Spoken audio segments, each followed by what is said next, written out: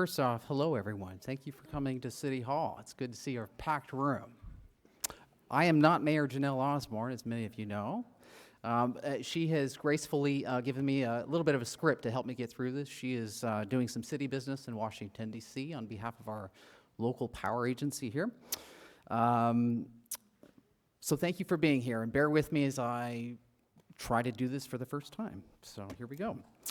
Let's see, the regular meeting of the Lompoc City Council for Tuesday, April 5th, 2022 is now called to order. Madam Clerk, please call roll. Councilmember Vega. Here. Councilmember Starbuck. Present. Councilmember Cordova. Here. Mayor Pro Tem Jeremy Ball. Here. Mayor Janelle Osborne. And again, as I mentioned, Mayor Osborne is absent as she is on official city business in Washington, D.C. at the Federal Policy Conference for Northern California Power Agency. The city is a founding member of NCPA, which is how we maintain local control of our electrical power and our rates. Mr. Malawi, our city attorney, is there any reportable action from closed session? Thank you, Mayor Pro Tem. The City Council met in closed session to discuss the two items on the closed session agenda. That's two litigation items. Staff gave a report to the council on those items, but there's no reportable action. Thank you very much. Okay, please rise, and I hope, let's see, Pastor Fetterman, is he here? Can I see him anywhere? I'm sorry, Mayor Pro Tem, it's actually Chaplain Greg Nelson. Okay, Chaplain Greg Nelson. Just in the invocation. God, our creator and sustainer, you who originated and instilled the principles of righteousness, peace, and justice for all. You who have gathered these members of the community and have appointed these city leaders as stewards of our communal resources and shapers of our collective vision. Grant them inspiration and clarity in their purpose, discernment and wisdom in their planning, and grant them the courage and commitment to stay the course. Keep them and our dear community under your care and watchful eye, that we might live securely and at peace, guided by your providence. Amen. Please be seated. Please stay standing. Let's please stay standing. Sorry about that. Follow me. I pledge allegiance to the flag of the United States of America and to the republic for which it stands, one nation, under God, indivisible, with liberty and justice for all. Thank you.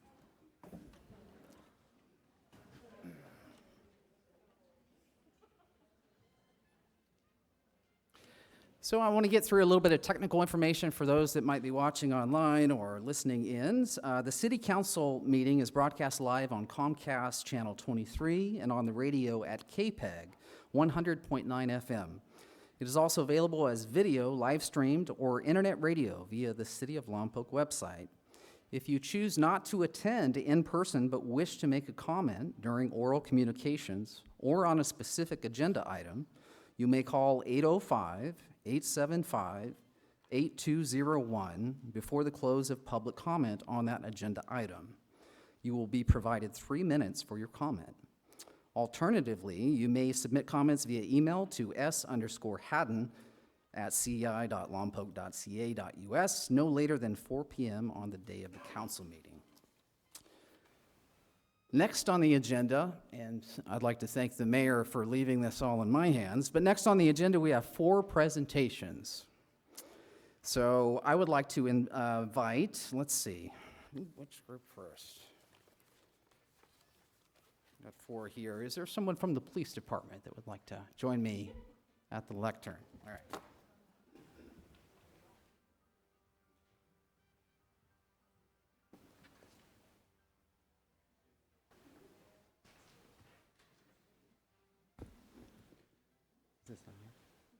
Okay. All right. So I practice my whereases, so bear with me as I get through this. Okay. This is a proclamation, National Public Safety Telecommunicators Week. Whereas the Congress and the President of the United States have designated April 10th through 16th of 2022 as National Public Safety Telecommunicators Week. And whereas When an emergency occurs, the prompt response of police officers, firefighters, and paramedics is critical to the protection of life and preservation of property. And whereas the safety of our police officers and firefighters is dependent upon the quality and accuracy of information obtained from citizens who telephone the communications center. And whereas public safety telecommunicators are the single vital link for our police officers and firefighters by monitoring their activities by radio, providing them information, and ensuring their safety. And whereas public safety telecommunicators have contributed substantially to the apprehension of criminals, suppression of fires, and treatment of patients. And now, therefore, I, or her, Janelle Osborne, Mayor of the City of Lompoc, California, do hereby call upon the citizens of Lompoc to observe National Public Safety Telecommunicators Week, to recognize and appreciate the vital role that City of Lompoc public safety dispatchers play in keeping our city safe, and do hereby proclaim April 10th through 16th of 2022 as National Public Safety Telecommunicators Week. In witness whereof, I have hereunto set my, and I think she signed it, and there's a official signature and a seal. Would you like to say a few words? A couple words. Thank you very much. Thank you, Mayor Pro Tem Ball and Council. It is really my pleasure to be up here tonight, and I'm going to let someone speak a few words in a couple of minutes. But I want to tell you, dispatch plays such a significant role, and oftentimes they go as the unsung and unpraised heroes in police work. They are our lifeline. And the people that are here tonight are responsible for handling somewhere around 80,000 calls per year, of which about 40,000 are police calls. And in addition to that, 5,000 fire emergency calls per year.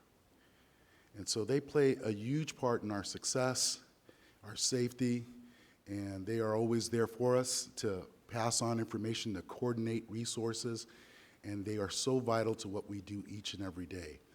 And here in Lompoc, I am very, very proud of the people that work our dispatch center. We are close to being fully staffed for the first time. We're only down one position. And that's in large part to our help and assistance from the HR department, Captain Martin, who's done a stellar role, and also my dispatch supervisor, Leah Garza. So with that, I'd just like to give her an opportunity to say a couple of words and introduce some of our dispatchers. And I think they look stellar today.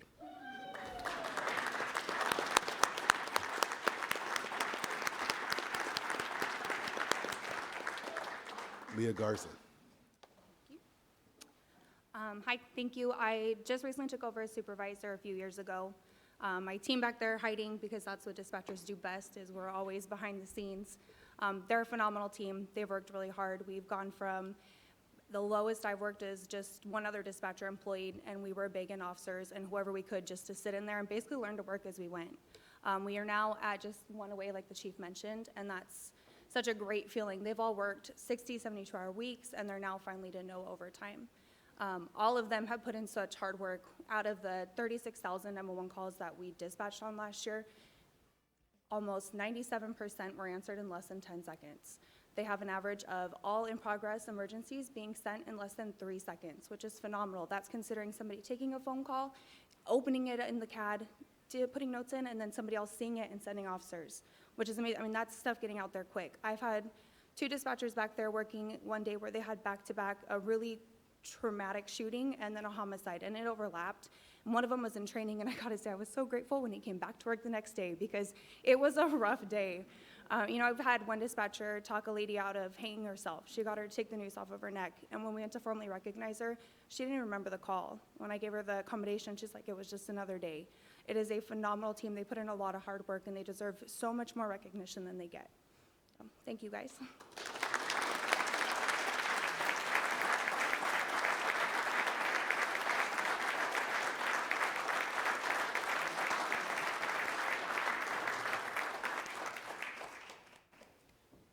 Thank you so much. We are very fortunate to have them. I know myself and several members, if not all of us, have had a chance to interact, and some of us have been able to sit with our local dispatch and learn how constant that job is and the weight that they all carry. So it's a very serious job, and from my heart to yours, I just want to say thank you. We're lucky to have you, so thank you. All right, let's get to the next one. I need somebody from the library.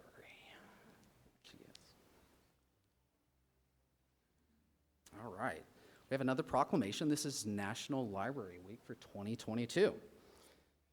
My whereases again. Whereas libraries are accessible and inclusive places that foster a sense of connection and build community, and whereas libraries connect people to technology, providing access to broadband internet, computers, and training that are critical for accessing education and employment opportunities, and whereas libraries offer opportunities for everyone to connect with new ideas and become their best selves through access to multimedia content, programs, and classes, in addition to books.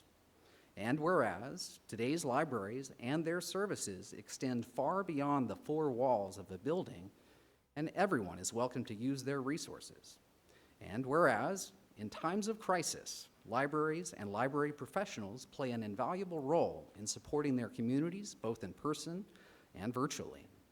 And whereas libraries strive to develop and maintain programs and collections that are as diverse as the populations they serve and ensure equity of access for all. And whereas, to adapt to our changing world, libraries are expanding their resources and continuing to meet the needs of their patrons. And whereas, libraries have long served as trusted and treasured institutions for all members of the community, regardless of race, ethnicity, creed, ability, sexual orientation, gender identity, or socioeconomic status. And whereas, libraries are cornerstones of democracy, promoting the free exchange of information and ideas for all. And whereas, libraries, librarians, and library workers are joining library supporters and advocates across the nation to celebrate National Library Week. Now, therefore, be it resolved that Janelle Osborne, Mayor of the City of Lompoc, California, proclaims National Library Week, April 3rd through the 9th of 2022. During this week, all of us encourage all residents to connect with their library by visiting online or in person to access resources and services. Would you like to say a few words? Good evening, Council and members of the public. I just wanted to say a couple of things just to update you. I know that we've been closed for a while and not doing our regularly scheduled hours, and I just want to give you a brief update on where we're at now that we're coming out of the COVID-19 closures. And okay, so this week is National Library Week, and so we encourage everybody to come into the library, come get a card, come see what we're doing. We did a lot of projects while we were closed, and we're actually having a really neat event tomorrow for families, and it's from 12 to 2 at the library. We will have crafts, we'll have a story walk up on the fence in the grassy part of our parking lot. There'll be crafts, activities, there'll be a couple of food trucks on the street, so come get lunch. It is the early release for the kids, so we're expecting a lot of families to be there. We're super excited. Our library hours, I'm very pleased to announce that starting yesterday, we are back to our normal pre-pandemic hours. So we are open till 7 p.m. Monday through Thursday. We've been working hard to get back to that because we know a lot of you do work during the day and have hours in the evening. The Village Library is open Tuesday through Friday, 11 to 5. We will be closed to the public on the 22nd and 23rd. One thing that we are doing is trying to improve our catalog and our processes, and also save some money in the meantime. So we are changing the database that we use in the background. It shouldn't affect anything that you're doing, but in order to do the changeover, we have to be closed so that nothing new is getting checked out, no new cards are being made. We will still we'll be there at the library, so if you have questions, you can call us. Our e-library is always open. You really took advantage of that during when we couldn't get physical items out to you. We had 75,000 digital items checked out last year. So that means movies, music, books, audiobooks. Everybody really embraced that, and we were glad that we had something to offer people while we were closed. Those are our phone numbers. If you have any questions, our book drops are always open. And then summer reading is coming in June, and when we get closer to June, I'll do another presentation with a lot more details. But just so you know, we're back to summer reading, where we're going to be June 1st through July 31st, trying to read as much as we can as a community. We will be having in-person programs and virtual programs, lots of fun things to give away, and we really hope to see you there. We'll have something for all ages, including a free book for all age groups, kids, teens, and adults. And that is all I have. So thank you so much.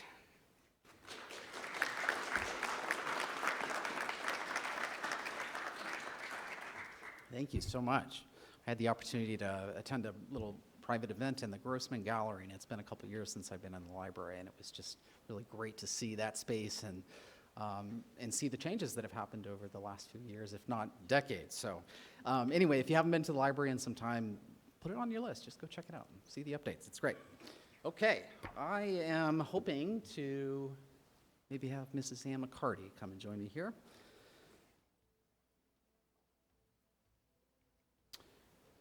I have a couple of proclamations. Would you like me to go through both of them, or go one at a time, and then you, however you'd like to?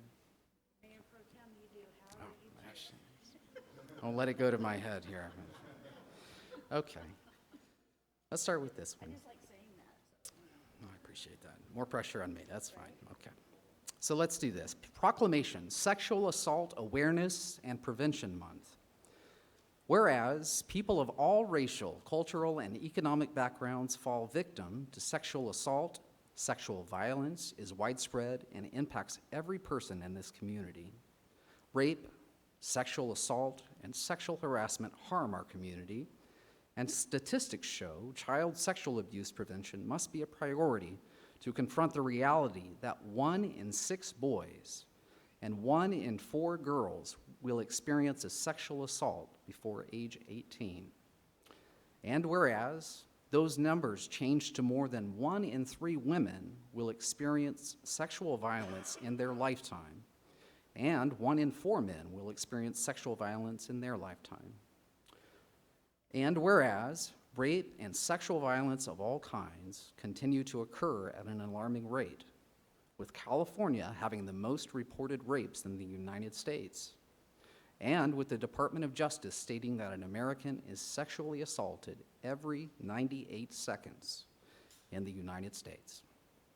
And whereas emotional and physical scars resulting from sexual violence are often permanent, therefore, working together to educate this community about sexual violence prevention, supporting survivors, and speaking out against harmful attitudes and actions is so important.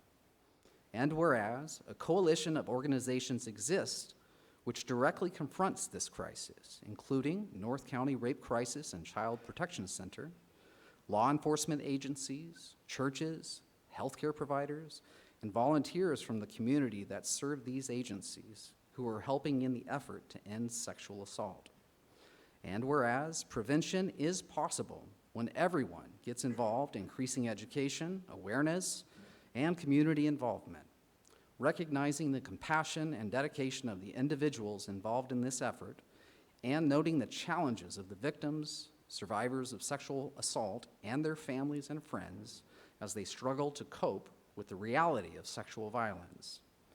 Now, therefore, Janelle Osborne, Mayor of the City of Lompoc, does hereby recognize April of 2022 as Sexual Assault Awareness and Prevention Month, and encourages all residents and businesses to participate in a month full of recognition and activities promoted by the North County Rape Crisis and Child Protection Center to increase awareness of sexual assault and to create solutions in an effort to eliminate sexual violence from this city.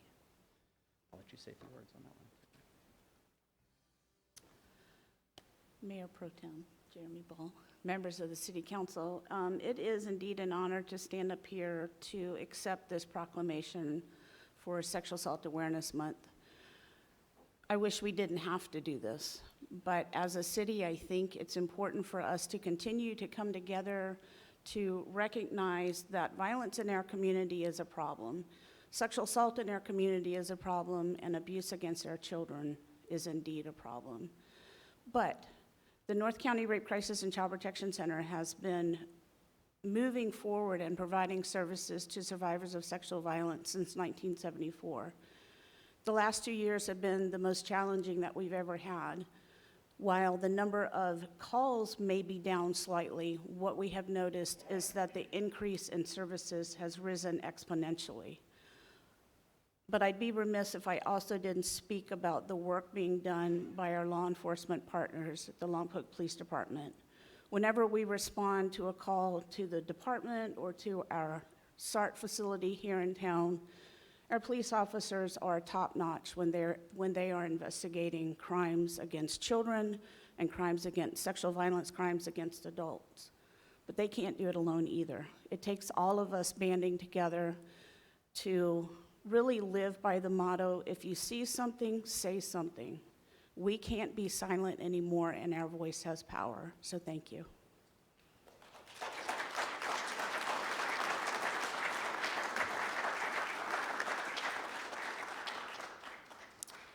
Okay, down to the last one. Another proclamation, Child Abuse Awareness and Prevention Month. Whereas child abuse and neglect are a community condition and problem, and finding solutions depends on involvement among people in the community. And whereas Child Welfare Services had 3,801 referrals in the North County for possible abuse in the years 2020 and 2021. And whereas the effects of child abuse and neglect are felt by whole communities and need to be addressed by the entire community. And whereas North County Rape Crisis and Child Protection Center and its CAPC partners have been committed to educating our community on child abuse and neglect, and are sponsoring several events throughout the month to heighten public awareness of abuse in the northern county of Santa Barbara. These events will provide information and materials that support families to prevent child maltreatment and celebrate people who work with and support children and families. And whereas effective child abuse prevention programs succeed because of partnerships created among social service agencies, schools, youth organizations, religious organizations, civic organizations, law enforcement agencies, the business community, residents. And whereas all residents should become more aware of the importance of prevention in the community and become involved in supporting parents to raise their children in a safe, nurturing environment. And now, therefore, Janelle Osborne, Mayor of the City of Lompoc, does hereby proclaim April 2022 as Child Abuse Awareness and Prevention Month in Lompoc, and calls on all citizens, community agencies, religious organizations, medical facilities, and businesses to increase their awareness of the efforts to prevent child abuse, thereby strengthening the community in which we all live.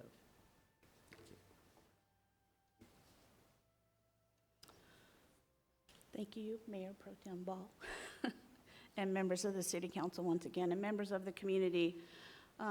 As stated earlier, I'm Ann McCarty, Executive Director for the North County Rape Crisis and Child Protection Center.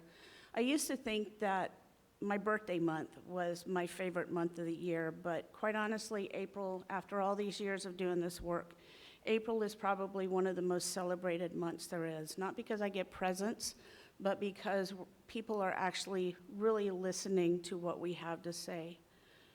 It's an honor, once again, to stand before you tonight to accept this proclamation for Child Abuse Prevention Month. As you may know, and I know that the mayor and Mayor Pro Tem Ball were on our property last Friday when we planted 167 pinwheels just across the street on our property. And just this morning, we planted another 333 pinwheels out in front of the Board of Supervisors building in Santa Maria. All of those pinwheels signify 1 in 5 investigations on referrals made to child welfare services in northern Santa Barbara County. And if all of y'all are doing the math, that works out to about 2,500 total referrals investigated by family by Child Welfare Services in North County in 2021. My emphatic statement, and I've stood up here a number of times over the year, I've always said one is too many, and I stand by that because I'm sure that all of you would agree as well. In our county, we have many wonderful agencies that work together to end child abuse, with many of us belonging to the Child Abuse Prevention Council. We have educators, those that work with parents to build resilience, agencies that provide critical counseling, social workers that put their hearts on the line each and every day and investigate crimes against children, advocates, first responders, prosecutors, medical professionals, and so many more. As a team of many, we each play an integral role in providing critical services. Truth is, each of us wish we didn't have to do this work, and each of us work every single day to work ourselves out of a job. But we do that with a vigilance that is not matched by many. Each day, no matter what our capacity or our position, we recognize that we have the opportunity to positively change the trajectory of a child's life, and we take that seriously. No matter if it's a lesson that's taught in school, a conversation we have in a counseling session, or the way an investigation is conducted, each of us play a role in affecting the lives of children. Preventing child abuse shouldn't just be talked about once a year, but it should be our daily goal. Each of us has various capacities in which we can engage, whether it be a concerned neighbor, a family member, a parent, an elected official, or working with a community-based organization. Each of us can help parents and guardians be the best role models and parents they can be. Sometimes folks just need a little bit of encouragement and guidance. We can all be that bright spot in the darker times because protecting children is a community responsibility. And I appreciate so much the Lompoc City Council once again acknowledging the work being done by us, but by so many of our partners in the community. Thank you.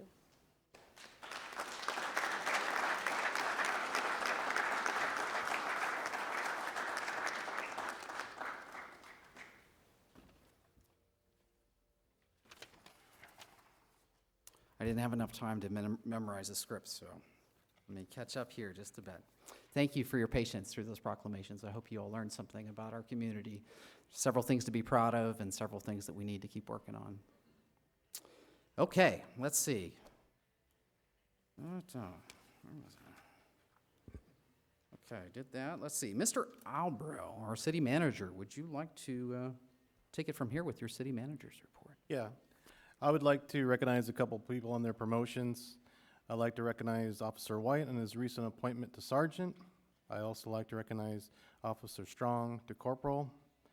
And I also want to take a moment to congratulate Christy Donnelly on her permanent appointment as the Management Service Director, Finance Director, Treasurer.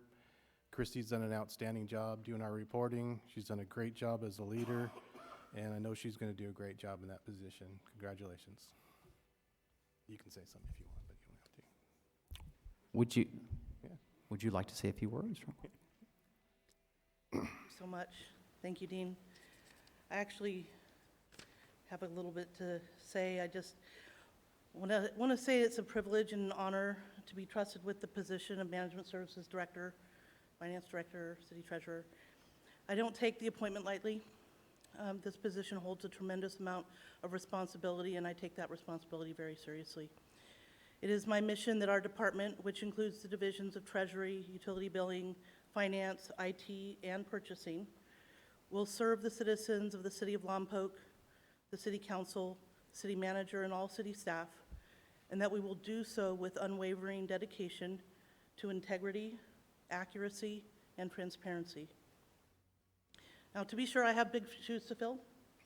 Dean did an amazing job in this position, as did Brad before him, and I intend to continue the tradition, but with my own unique set of skills and strengths, always striving to educate others, while also constantly learning along the way. I want to make sure to give the highest accolades to the Management Services Department staff. Over the past few years that I've been here, they have been a rock-solid, hardworking, selfless group of dedicated professionals, and I'm not exaggerating. They are literally the best team of people I've ever had the privilege of working with. And while I know I am qualified and prepared to lead this team, any success that I may have and any success that my predecessors have had lies squarely on the shoulders of the remarkable staff and people in the Management Services Department. Ultimately, I hope to lead our team in its service to the City of Lompoc so that each person on the team knows that they are a valued member of a dedicated team doing meaningful work in an environment of trust. The City of Lompoc is entering into an exciting new season of growth, stability, and sustainability. And what we do with the decisions that we make over the next few years is going to have the potential of setting us up for great things to come. I'm excited, and I'm honored to be part of it, so thank you for placing your trust in me. Thank you. Thank you.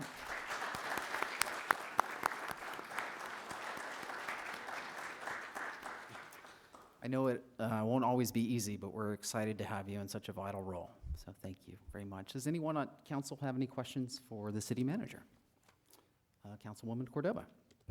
No questions for the city manager. I just want to say, Chrissy, thank you for your words, and may this council always find a way to support you and be able to acknowledge your hard work and dedication. So thank you.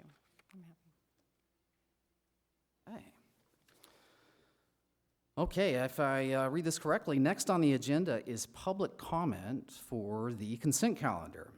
If you'd like to speak on a consent calendar item, please come to the podium or call in at 805-875-8201. Madam Clerk, were there any written communications for consent calendar items? No, sir, nothing. Thank you. So if there is anyone in the room that would like to speak, please, on consent calendar items, feel free to approach the lectern. And while we wait to see if there are any calls at 805-875-8201 on consent calendar items, I will state the process for the consent calendar. So what is the consent calendar? All items listed under consent calendar are considered to be routine and will be enacted after one motion in the form listed below. There will be no separate discussion of these items unless good cause is shown prior to the council vote. Any items withdrawn from the consent calendar for separate discussion will be addressed immediately before the second oral communications near the end of the meeting. So, does any council member, would anyone like to pull any item from the consent calendar?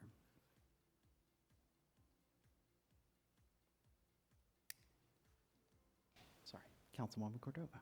Number 6. Okay. Is there any questions that we can ask here, or would you like to pull that and speak at some length at the end? Yeah, I think it'll go beyond just a couple questions. Okay. Please, city staff, remind me to come back to that. I'm going to try to make a note here. Okay, item number 6. All right. Okay. Let's see, so then we need to make a motion to, or I'll entertain a motion to pass the consent calendar minus item number 6. Does anyone like to make a motion? I'll make a motion that we accept consent calendar with all items with the exception of number 6. Do I have a second? I'll second. Any additional questions? Okay, let's vote.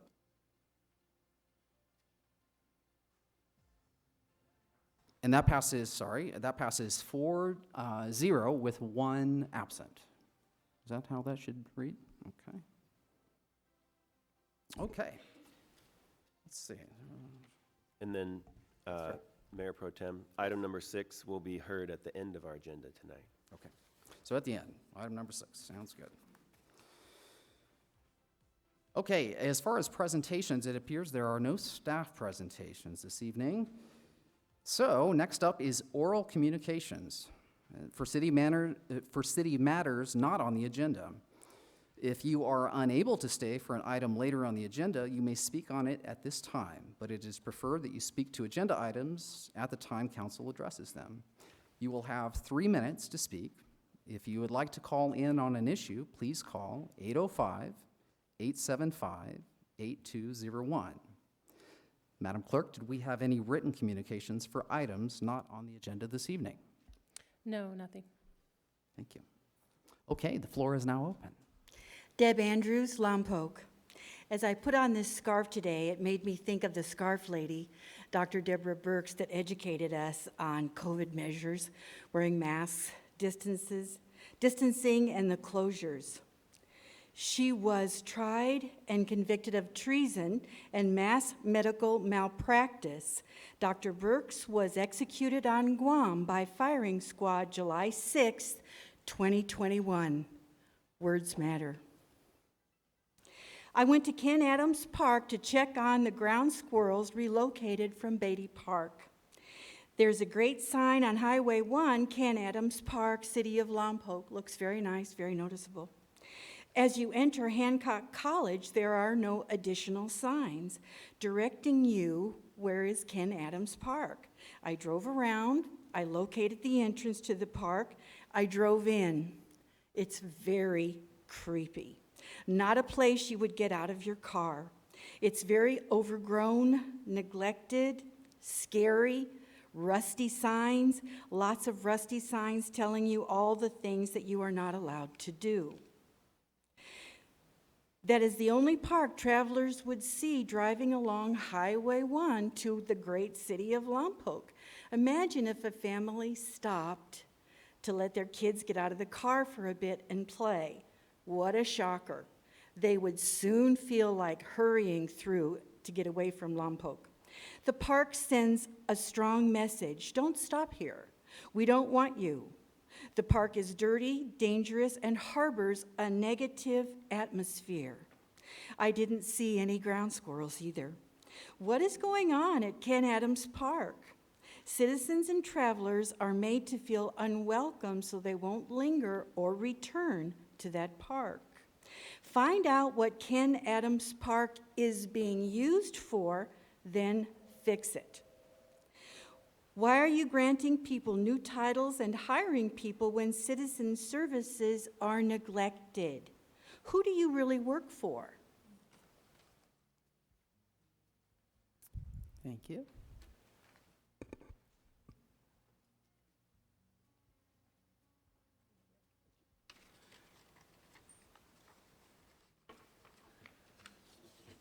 Good evening, council, citizens. My name's David Seipel. I wanted to talk some about the Burton Ranch development and problems we have on traffic in that area. Harris Grade Road is pretty well overloaded right now. Every morning it's backed up because of people taking their kids to school. You get up to Onstad Avenue and it's a danger there because there's limited sight, which should have a traffic light. In fact, that whole thing probably should be 4 lanes clear up to Burton Mesa. On the way down, every afternoon you have traffic backed up almost to Onstad. Takes you 3 or 4 light cycles to get into town. So there's no good way to pass, good way to get through.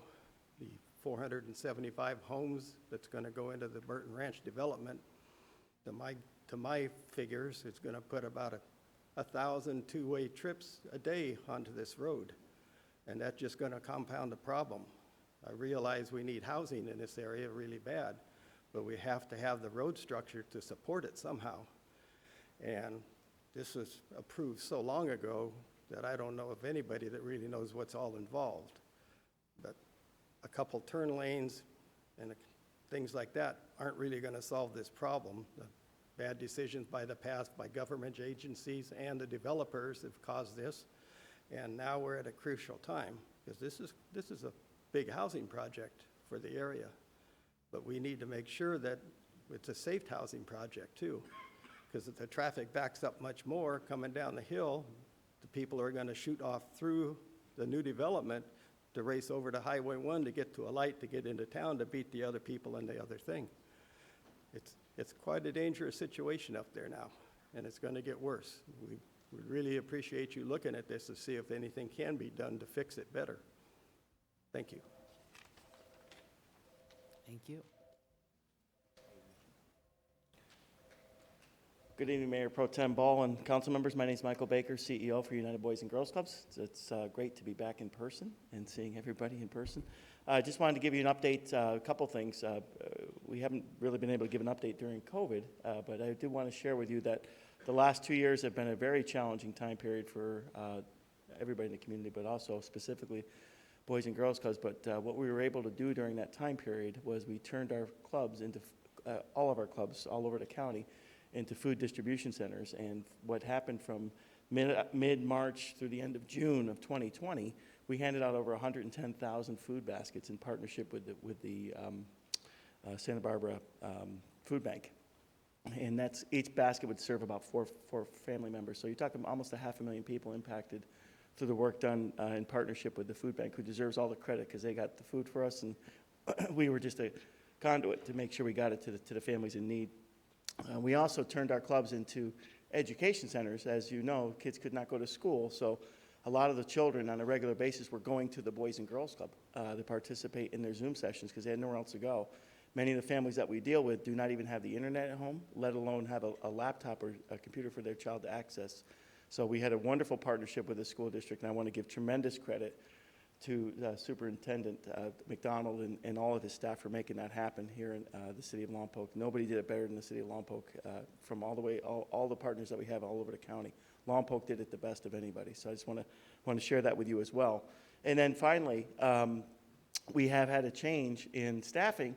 As you may be aware, the former director of our Lompoc club, Davika Stalling, is now the head of the chamber, doing a great job there. And we've replaced with the assistant director. We promoted our assistant director, Brianna Morse, who's with us today, and I want to thank Brianna for her work and doing a great job, and encourage each and every one of you to come down and see the Boys and Girls Club. We are open back to our regular hours, serving the kids Monday through Saturday, and we have extended hours on Friday nights for teens, and extended even further to 9 o'clock every other Friday night. So I want to encourage you to come down. A lot of changes have happened in that club, a lot of positive changes, a lot of good things happening in the community. So I just want to thank you for your continued support and look forward to seeing you at the Boys and Girls Club. Thank you. Thank you.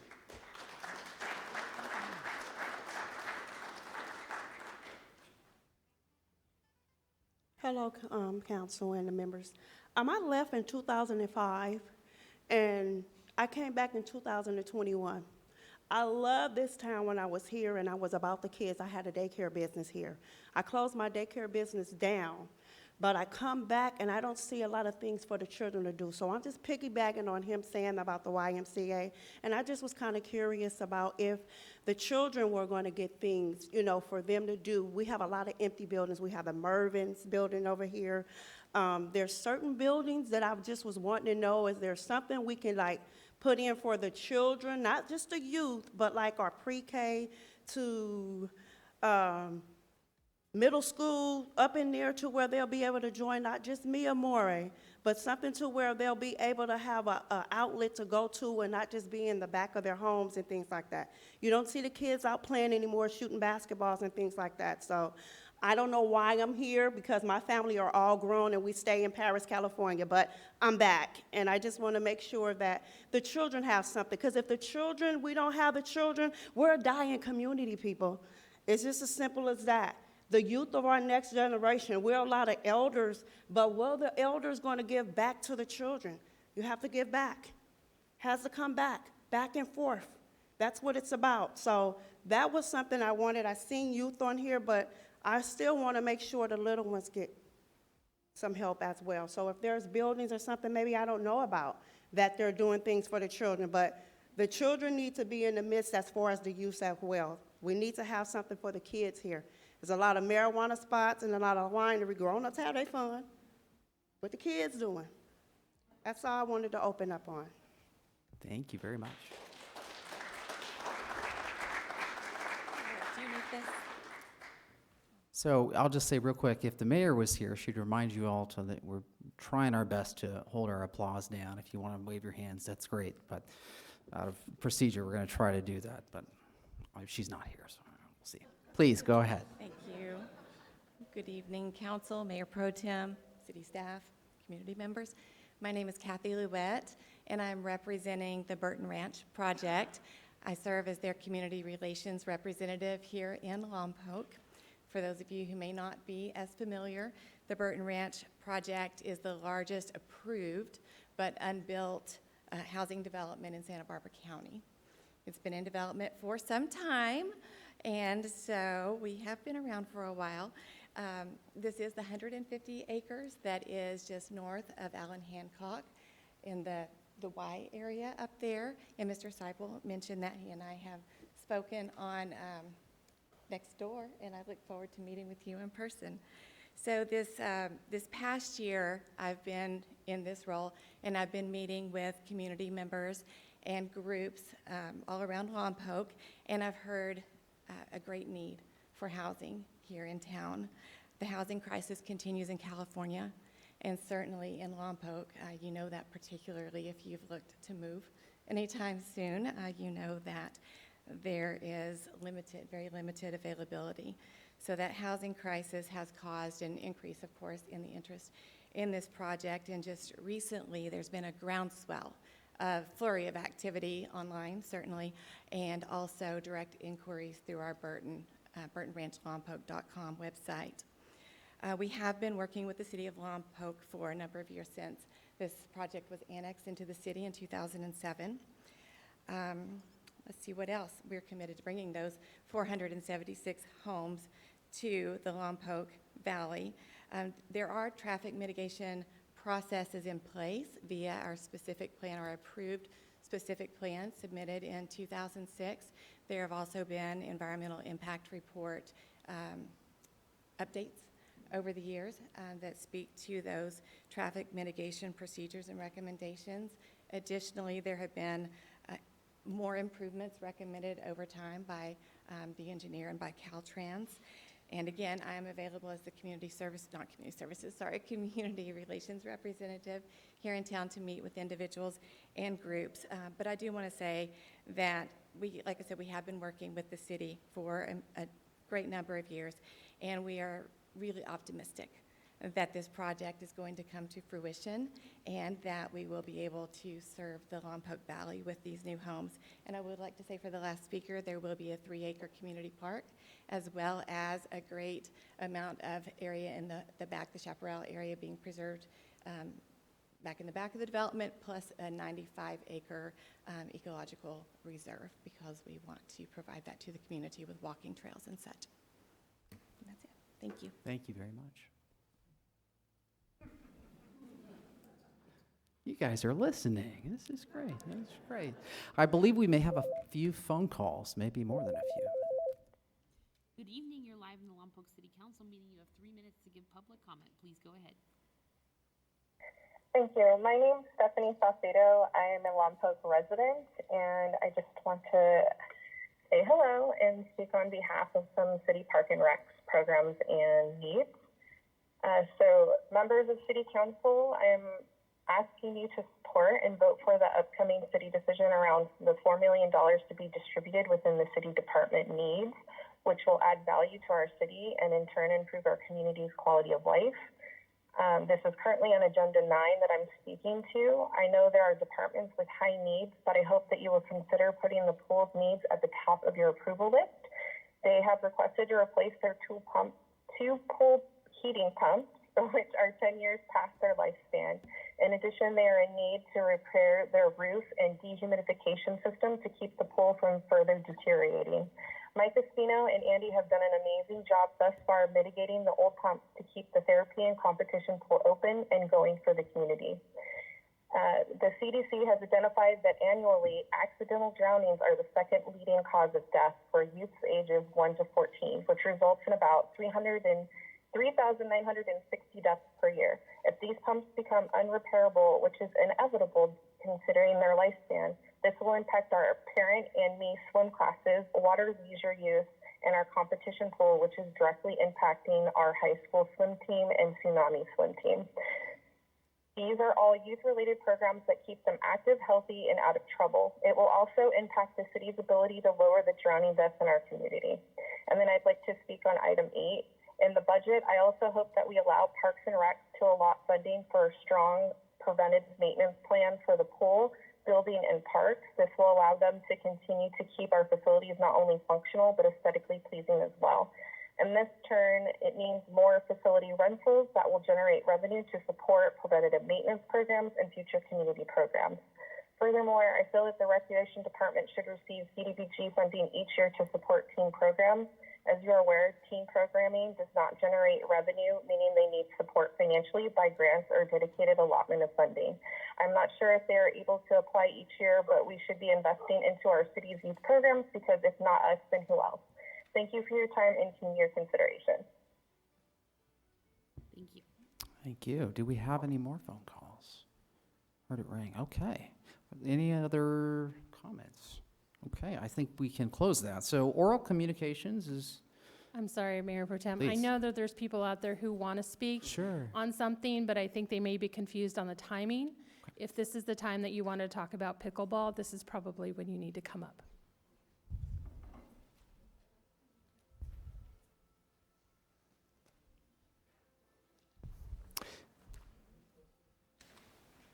Can I have just out of curiosity, if there's going to be multiple people speaking to the same item, can you raise your hands how many people are going to speak to this specific thing?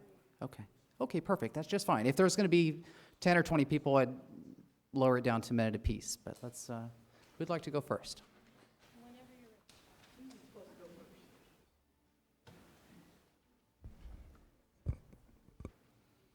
Good evening, council members. I'm Susie Harrell, and I'm here with the Lompoc Pickleball Club.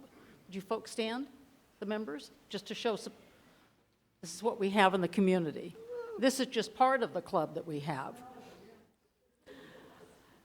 We are here this evening to seek support and funding for permanent pickleball courts at Ryan Park.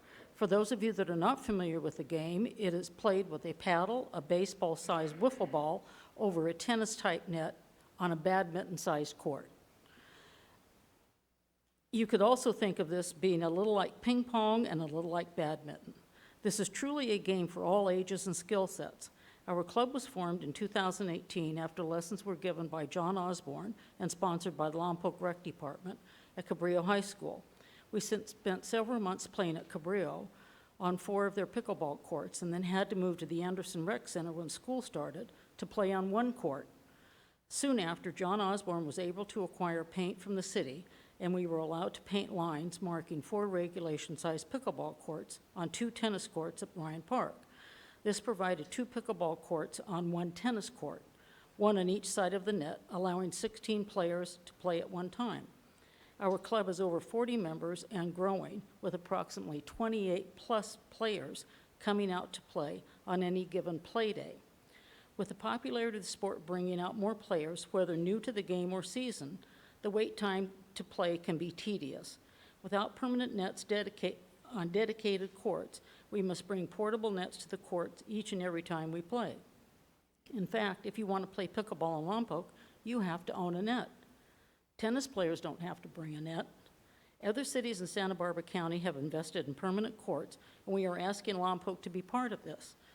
Permanent courts would allow more players in our community to play and offer the opportunity for all to experience and enjoy the fastest-growing sport in the country. These courts would not only provide enjoyment to local citizens, but also tourists who stay in Lompoc, which would be an economic benefit to local hotels when they can say in their advertising literature that Lompoc has permanent pickleball courts. Thank you for your time and consideration, and come and join us. Thank you.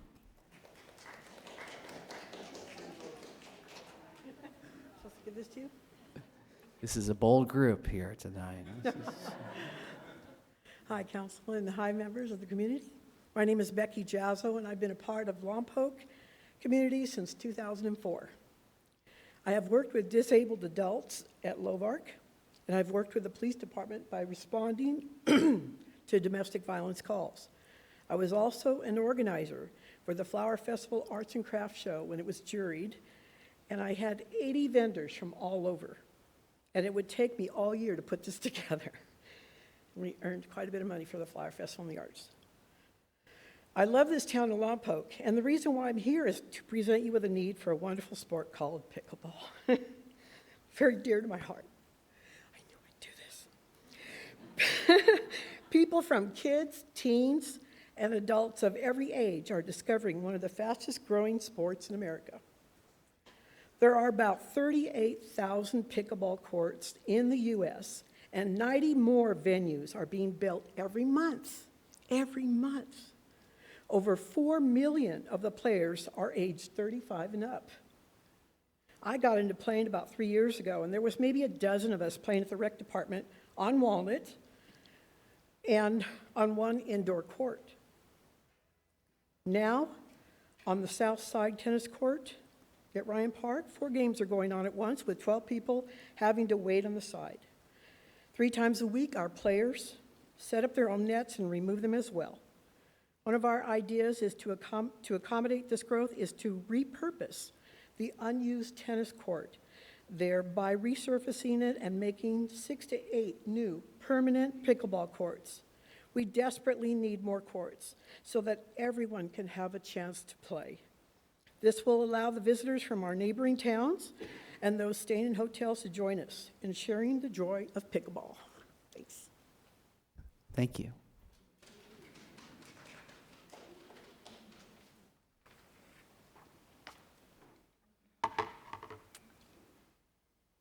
Good evening, council members. My name is Mary Fawning, and I am a pickleball resident of Lompoc.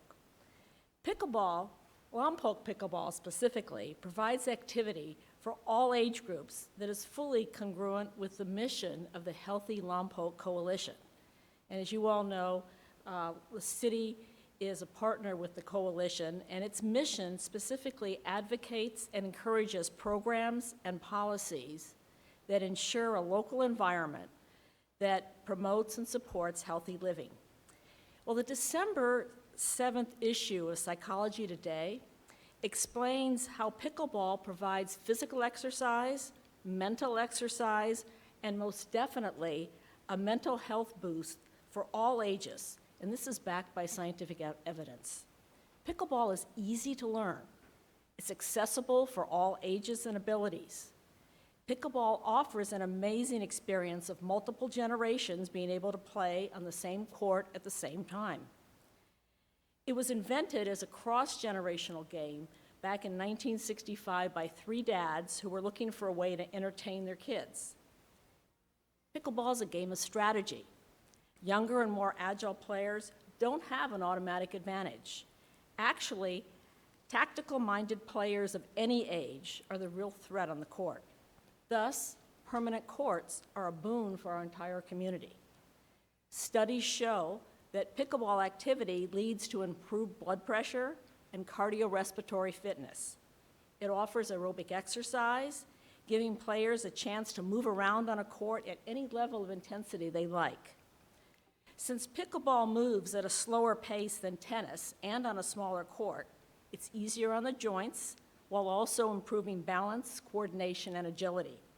It makes it a wonderful choice for anyone who has old injuries or for former tennis or racquetball players that are looking for a gentler alternative. More than anything, pickleball is a social game, and it's no secret that strong social connections improve the quality of our life and can extend our life expectancy. In a study published in the Journal of Positive Psychology, pickleball participants who are deeply engaged in the game are more likely to be highly satisfied with their lives and have a positive experience with aging. The reality is that you never know who you're going to meet on the pickleball court. But what's really important, every time you go out, you're probably going to leave the courts with a new friend. Lompoc has space on 2 unused courts at Ryan Park that are just sitting there to install 8 pickleball courts. This would provide playing space for 32 players at a time, a number that we're beginning to see come out.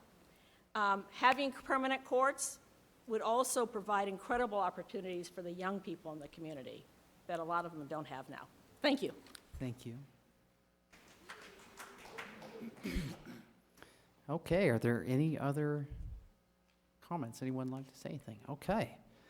So I'm going to close oral communications, and before we move to the next agenda item, and I apologize, city staff, I don't mean to put you in a pickle here, but is there... Sorry. Thank you. I was just curious, is there any information that the city can share about, any discussion about parks or updates to tennis, pickleball? When might we be able to discuss that? Is anything happening in that regard? Sure. You have item number 8. You're going to talk a little bit about funding and budgets and monies and stuff.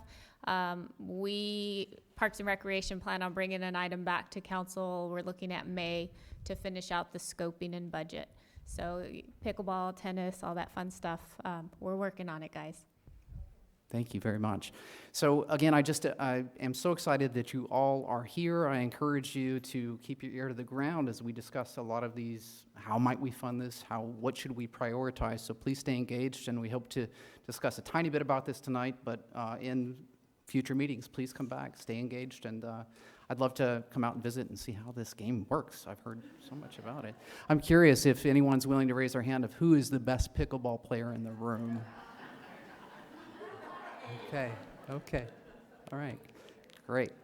Okay, I have a lot to learn on that. Let's keep moving. All right, so we're gonna move on to the next agenda item, which is appointments. And this evening, we have appointments to the Youth Commission. These are at-large positions with the following openings. Let's see, she didn't put something in the openings, but so I think this is let's see, adult, number of vacancies. So adult term ending in 2024 and 1 adult term ending in 2023. And there's 2 associate terms ending in 2024 and 1 associate term ending in 2023.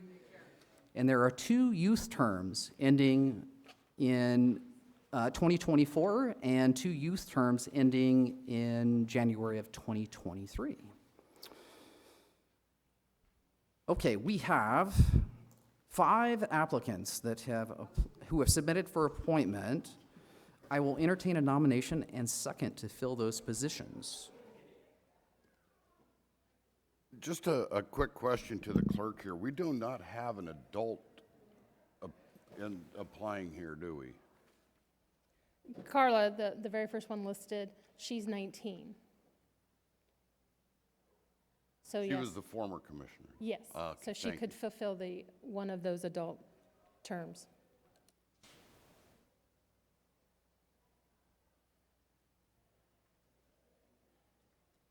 So I'm not sure, I'm just supposed to wait and see if any council members wants to nominate someone off this list, or should I just do it on my? Could we do a blanket nomination on this, just to prove all of them? I move we approve all of the appointments for Youth Commission and adult. You would just need to confirm the terms. So maybe the adult term for 2024, and then there's 2 youth terms, one in 2024 and 2023. Those would take care of the other 4, but you would have to choose which ones end in those terms. Well, let me do simple math here.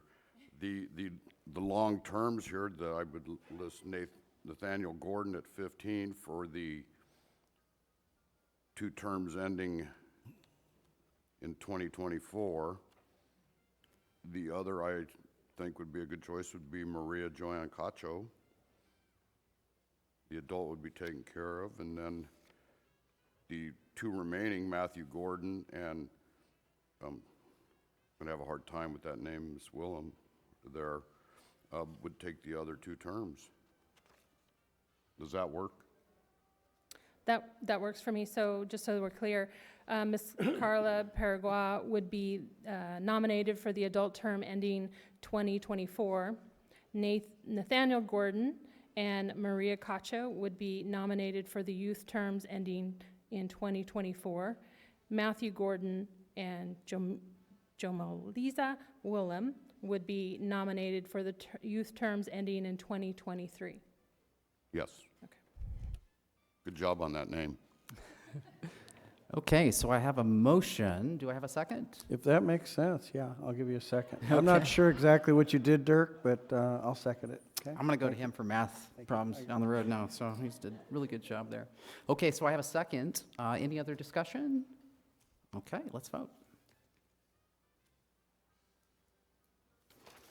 Okay, that passes 4 to 0 with 1 absent. Okay. Now to new business on the agenda. The first item this evening is item number 8, and that's a continuation of capital improvement plan budget workshop. Selection of priority projects to be funded by capital project fund. And we have our new finance director, services director, Ms. Christine Donnelly. Thank you.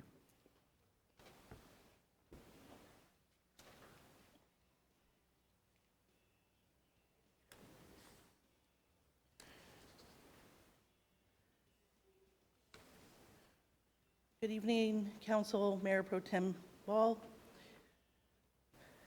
community members. It's a privilege tonight to be able to report on the progress that has been made this past year on the capital development and infrastructure projects throughout the city, and to present for discussion staff recommendations on how best to utilize the $4 million set aside in the Capital Development Fund. Now, I'm going to be getting into a lot of numbers. I know this is exciting stuff. I'll try to keep it as light and fun as possible. Tonight, we're going to go over a quick recap of where we've been the last year. I'm going to summarize general fund capital outlays that have occurred since May of 2021. I'm going to review capital outlays and kind of compare them by division so that we can see what divisions and percentages have had the money spent on them. And we're going to introduce the proposed Capital Development Fund capital outlays. We have 2 items on the agenda next after I present. And then we are going to recommend an assignment of the remaining funds that are currently in the Capital Development Fund. You'll hear me talk about the Capital Development Fund, and you'll see reference to 424 CIP. Those are the same thing. So just a quick recap.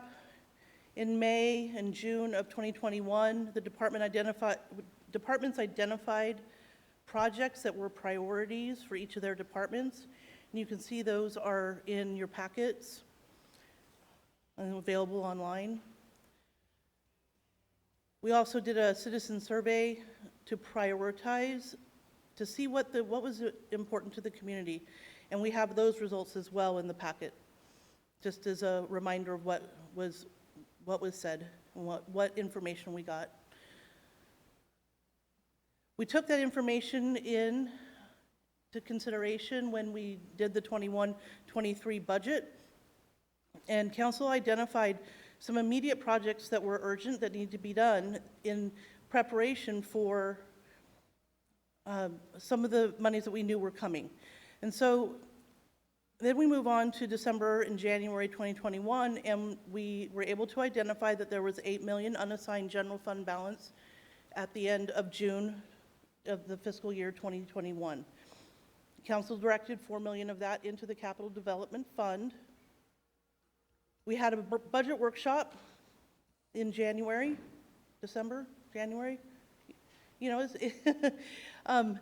in order to discuss priorities. And you can see we put together just a quick matrix of all the comments that were made during that budget workshop.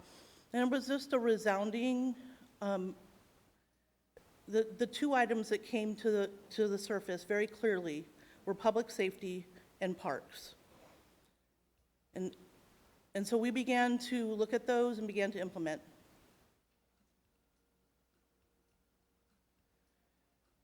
So I want to go over just real quickly the capital outlays that have happened since May of 2021. Now, these are capital outlays that were done out of the general fund or will be out of the general fund. This is not part of the $4 million. The first thing is our fire engine. Very excited about that. Well, several of us have had a chance to go see it. I still have to get over there. So that was $716,000. $240,000 of that is being reimbursed and paid in fiscal year 21-23 from the general fund, and the remaining is likely to be paid for out of general fund surplus. We also could continue paying it out of the budget as we had regularly scheduled it, but it is obligated out of the general fund. Our fire engine 2, $794,000, so we're up to $1.5 million in public safety fire. Station 1 exhaust removal system was $105,000, also paid with the general fund budget. And Station 1 bathrooms are being updated and renovated, desperately needed. $54,000 total, also paid with general fund. So we're looking at a total of $1.67 million that has already been invested in infrastructure with the fire, with public safety fire. We also have police infrastructure investment with 10 new vehicles with a total spend of $396,000. So public safety police total is $396,000. The total together for all public safety we have spent out of the general fund or obligated out of the general fund is $2.07 million. And that's since May of 2021. We also had capital outlays for Parks and Rec, the second mower, a tractor, a burrower. Some of the general fund monies went to the River Park RV campground. A total of $376,000 invested there. 207 of that paid out of the general fund, and 169 also to be paid out of the general fund surplus in 2022. So Parks and Rec total was $376,000.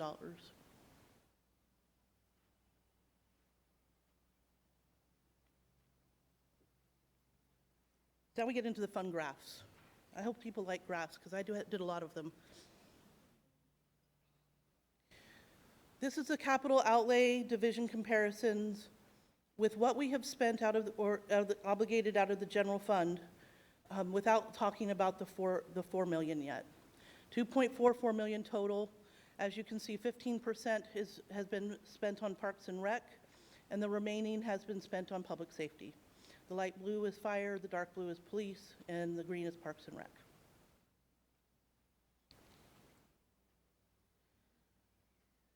So now we start looking at the $4 million. So far, we have spent on one item, the $27,000 for the broadband feasibility study. That leaves $3.97 million remaining. So then you add in the 1% for that other piece.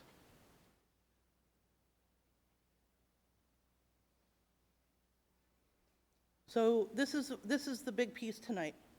We have two items coming up next that are going to be proposing spending out of this $4 million. The staff recommends the first one is public safety for police and fire for portable radios, radio infrastructure.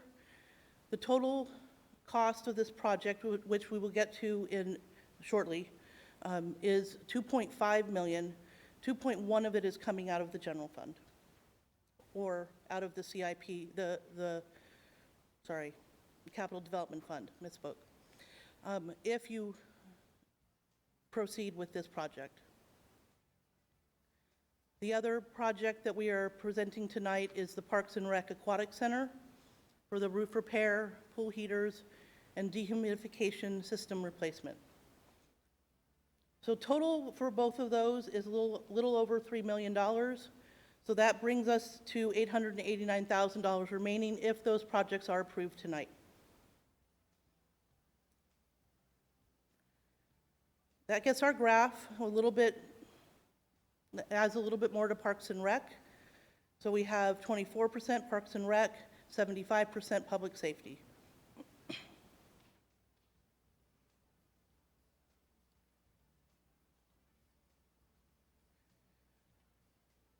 So if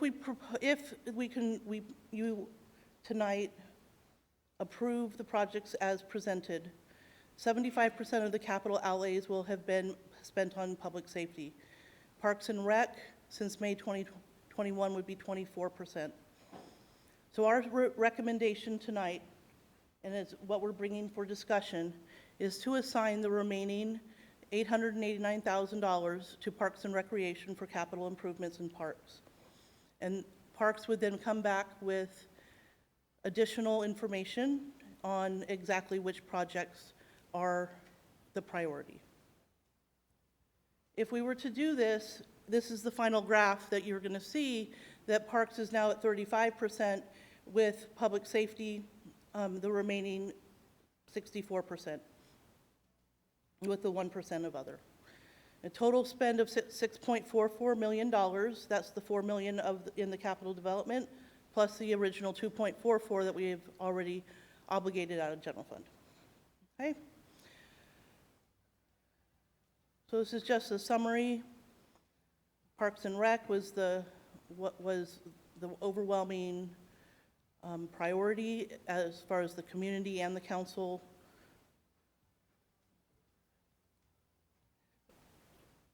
The council had a lot of foresight, I think, to think about the sustainability of the city and approve the patrol vehicles and the fire engine ahead of the not knowing what the fund balance was going to,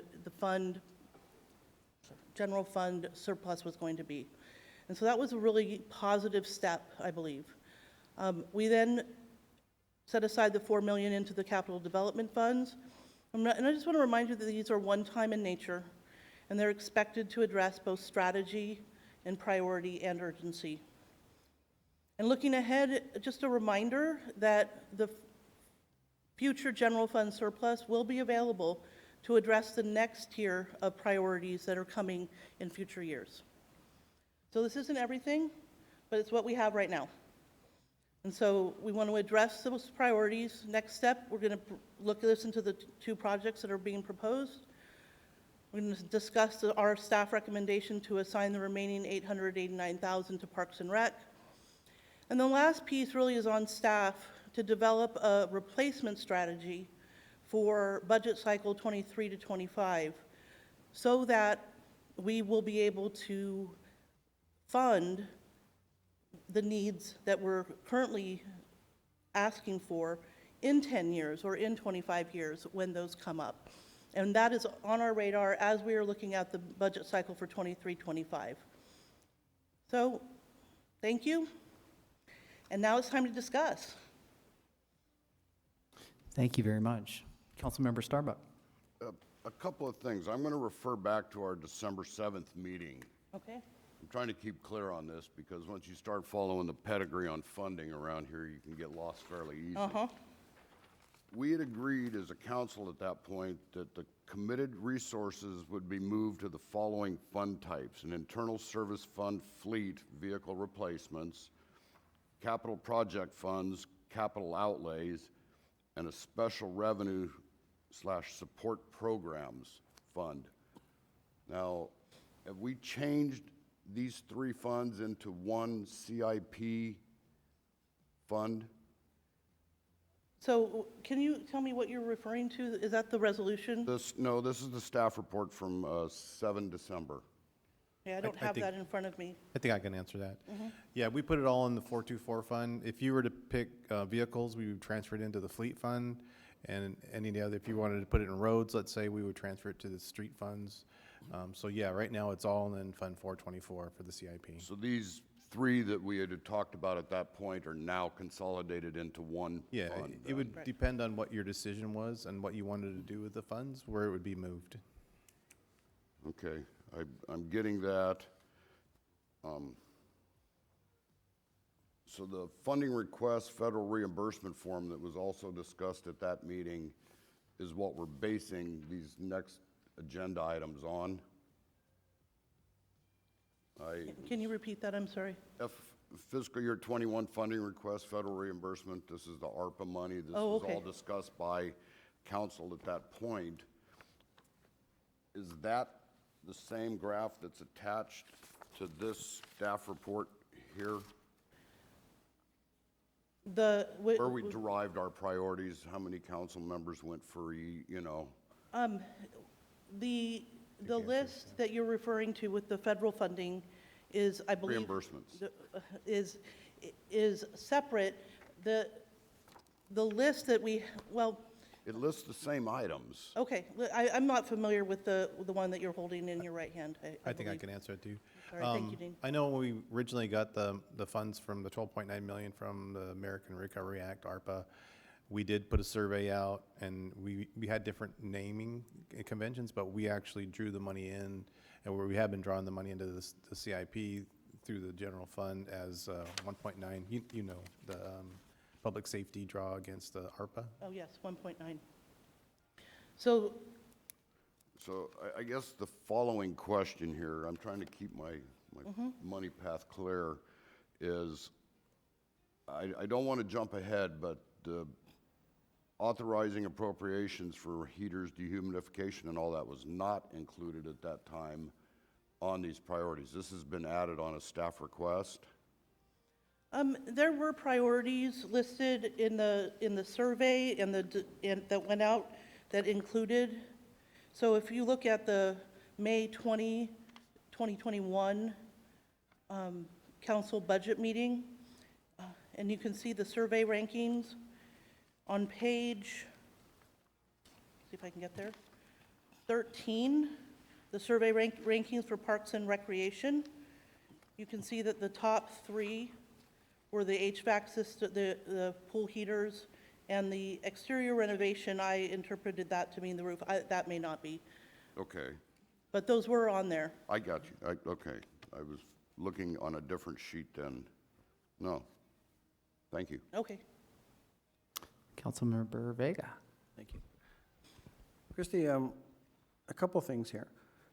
The public safety one-time funding apparently was recommended for radios and computers, because where would the money come from other than that? It's obvious that they need replacements, but what is the plan, or what would be the plan, or what was the plan, as far as we know, for expenditures on replacing those critical equipment items?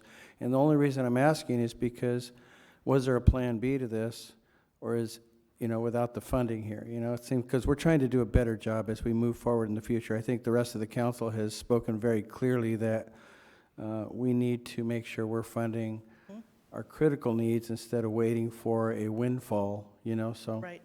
And I absolutely agree with you. The short answer is that I don't think we knew where we would get the funds. Okay, that's honest. I think that we were trying to make a balanced budget, and big items like this were at the time not able to be part of that budget. Gotcha. However, that's why I mentioned the strategy going forward, because replacing them in the 5 years, 10 years, 15 years, whatever their useful life is going to be essential as we move forward. Yeah, and I'm all for that, because it just, everything has a lifespan, for us not to plan for that and not to fund and keep up with the modern world here seems like, that's a negative there. The other part of it is, with the pool, and I know you're not going to be able to answer all of these questions because you're on the funding side, the dehumidification part of this, okay, once upon a time it was replaced years and years ago, okay? And what was the replacement plan on that? Does anybody know why all of a sudden I know there's moisture and it's humid, and I get it, but along with the parks budget, is the pool budget also part of the park and recreation budget? They are. Because it looks like it was separated, but it actually is all together, correct? It is separated for function, but then everything rolls into the general fund. So it's basically 900 and whatever thousand and 883,000 total going toward parks, even though it's separated as a pool cost. Correct. Is that correct? Correct. I guess one of the questions is, for me, yes, it was on the priority list, but again, where did the critical need come from? It's because it's one-time funding, and we do not have another funding resource in the future. So it kind of falls in the category of radios and computers. I mean, I guess I'm asking a question, So, Hey, Christie. if I'm understanding your question, you would, go ahead. I was just going to make a comment. Yeah, you bring up a very good point. The past practice for the city of Lompoc has been very reactive. We wait till something breaks and we go out and get financing and we try and figure out a way to pay for it. All these one-time revenue streams are, I think, a godsend that we have the opportunity to replace them, and at the same moment, I know Chrissy touched on it, we can backfill those and have reserves so we can make sure that when they break in the future, we're not being reactive, we're being proactive, and we have money set aside to replace them, whether it's fire engines, police, pool equipment. We'll be able to take a different stance instead of trying to wait till things break and then come to you guys and ask for financing and paying interest over the years, so.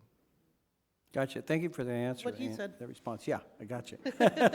So again, we needed to have better planning or something in the past, correct? Because we weren't able would to agree with even that. fund the purchase of a new fire engine or whatever. It was kind of reactive. If something broke, you put up with it or you tolerated it till you found some money somewhere, correct? I mean, it's Or kind of through weird. It's financing, kind of yeah. different. I used to hear stories about wastewater and fresh water that if something critical were to break, there was actually very little left to do the repairs. That's why they came up with a reserve policy. I don't know if you recall that, Dean, as far as that goes? Yeah. It's all kind of comes together, you know? The general fund and all this infrastructure replacement should be ran like a utility, where we do set money aside, and we do have replacement schedules, and, yeah.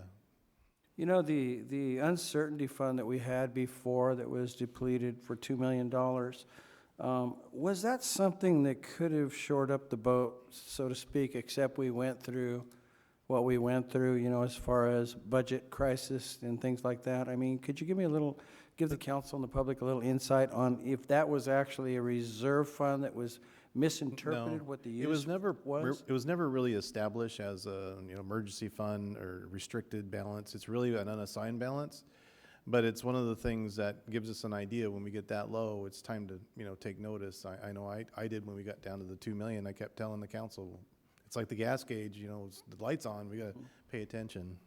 Was it misnamed or was it misinterpreted what that was expected for, because it seemed to be just extra money that was dipped into, and what I'm looking for is a little more fiscal responsibility in the future, you know what I mean, though, because it seems like you're correct, being reactive hasn't been a good way to live. It turned into unassigned fund balance just by the definition of accounting. That's why it changed, really. Yeah, it was an earmark to try and set money aside for a rainy day, if you will, and that's something you still could do. The CIP can be used for that, and you could actually pull the money back if you ever needed to, if it was a rainy day as well. So again, since we're all talking about funding and yeah, we're looking at the CIP and funding something now at one time, but we also can look at the future. So uncertainty fund, I'm asking, is there another way to, or is there another way you would utilize something like that for future deferred maintenance or something like that so that we could feel a little bit more secure? Yeah, you could do just like we're doing with the capital improvements, and you could earmark it and restrict the use of it. That'd be a better way of doing it than, because like I said, the other one's really just unassigned fund balance, so. Does the restricted use actually really work? I mean, or is there always little loopholes here for, because that's what happened the last time, there was a misinterpretation of it's what it was really for. the direction of the council. If the council wanted to put a restriction, that's the only way we can actually honor that restriction. That's why the uncertainty fund never really had a council action restricting it for anything. It was just, Gotcha. It was just something they did. And, but this does put restrictions on it, and it can't be just spent on anything you want unless council gives direction. Thank you. My next question is regarding Parks and Recreation on the $883,000. That money is already earmarked, what the priorities are through staff, or is the public going to see any benefits to this? Because we have seen, what good-looking parks can do, you know what I mean? As far as making our city look better, we've had people that are looking for something now that we're getting out of COVID here or whatever is happening here. We don't know. But, something for the youth, and aesthetics is really, you eat with your eyes, you see what you see. Is any of that part of it, or are we going to, once we approve the funding, are we going to be at the mercy of someone else or have any input of how it's being spent, you know, because We we're not will- really being told about that. We will bring back the proposed projects based upon the priorities that the Parks Department has looked at. They've gone out and looked at all the different needs within the city and looked at the priorities, and also the amount of funding that's available. So if there's something that's going to cost $2 million and they don't have the $2 million, they may move on to the next item. Then that item will be brought to council for approval. And that's a great answer. Thank you very much. I know that you're on the math side of this.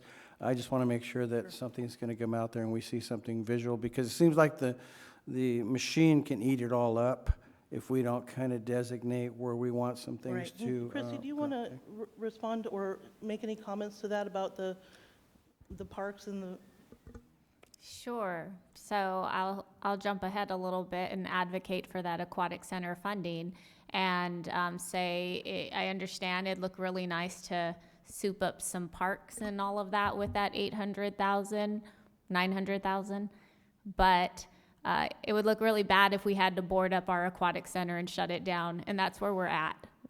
Like we've talked about before, we don't have reserves sitting there to fix some of these things that have been waiting to be fixed and have been held together with bubble gum and paper clips. So it's time to fix them. When we talk about the remaining balance, if council were to direct and say they want to see that go to Parks and Recreation projects, we'll go back to our Parks and Rec Commission with a list of staff recommendations and have a really good discussion, as well as receive community input, and then come up with items to come back to you with. Like I mentioned earlier, we really want to tackle those tennis courts because they're not a high cost item and we can knock it out really quick. So that's one of our kind of top ones that floats to the top. But again, it depends on how much funding there is and manpower that we have with Parks and Recreation staff. Thanks for that answer. That's exactly kind of what I wanted to see. You know, if we do some improvements to tennis courts or something that we can utilize instead of all smoke and mirrors, you know, and then the machine eats it up and we still look the same. So thank you. Appreciate it. Absolutely.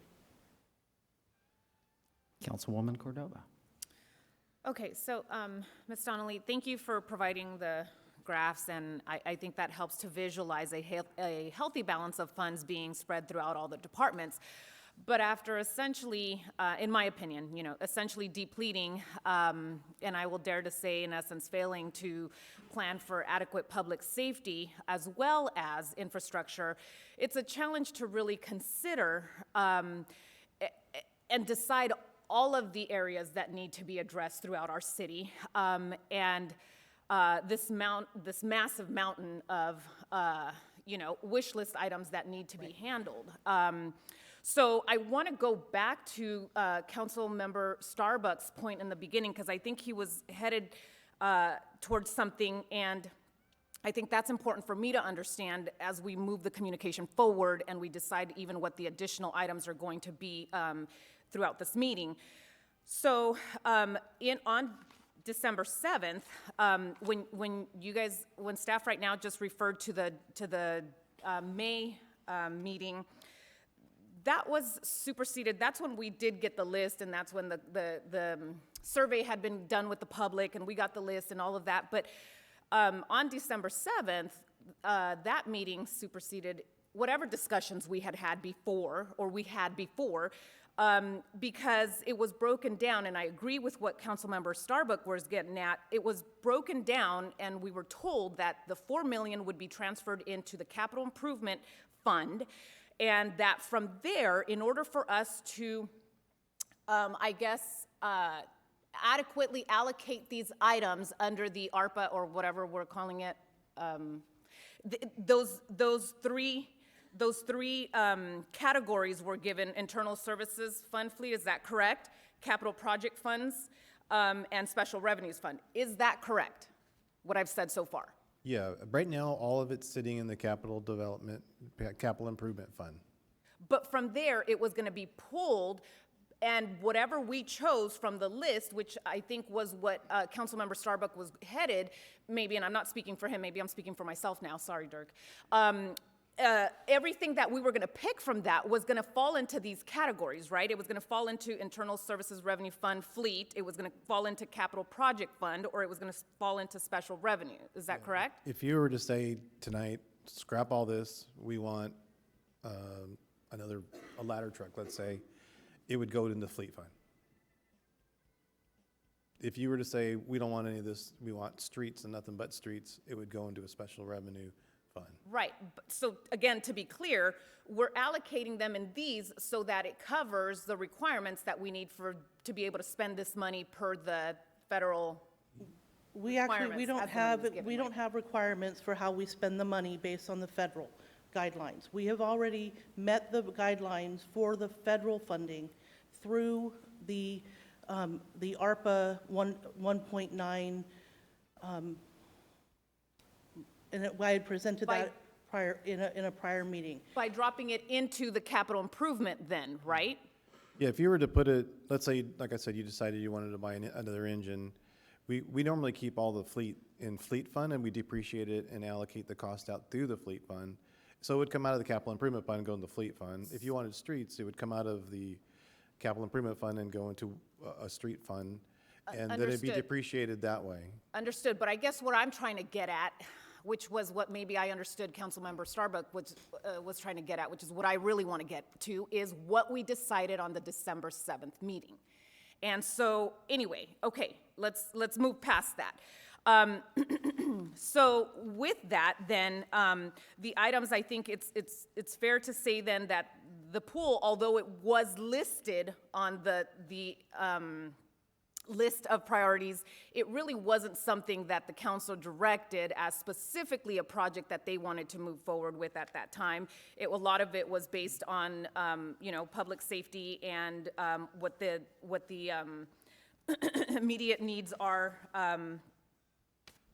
as they were discussed on that meeting, and I think everybody gave their impact statement or what the areas that they wanted to see covered.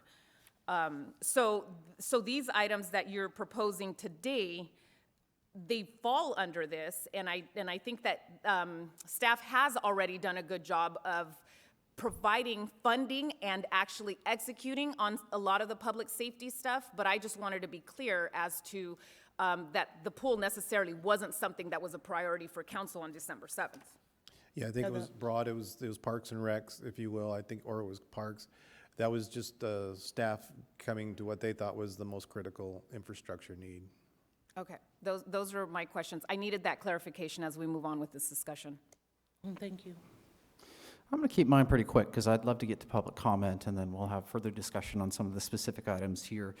Just in theory, and this can go to you or to the city manager, whoever would like to answer. I'm just curious if, first off, if we had passed a sales tax in 2015, 2016, one of those years, would we theoretically have been in better shape to handle some of our needs here?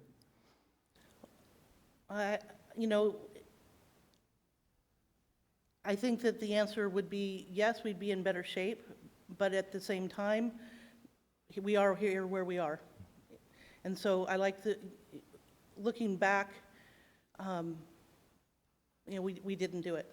So would it have given us more revenues? Absolutely. Thank you.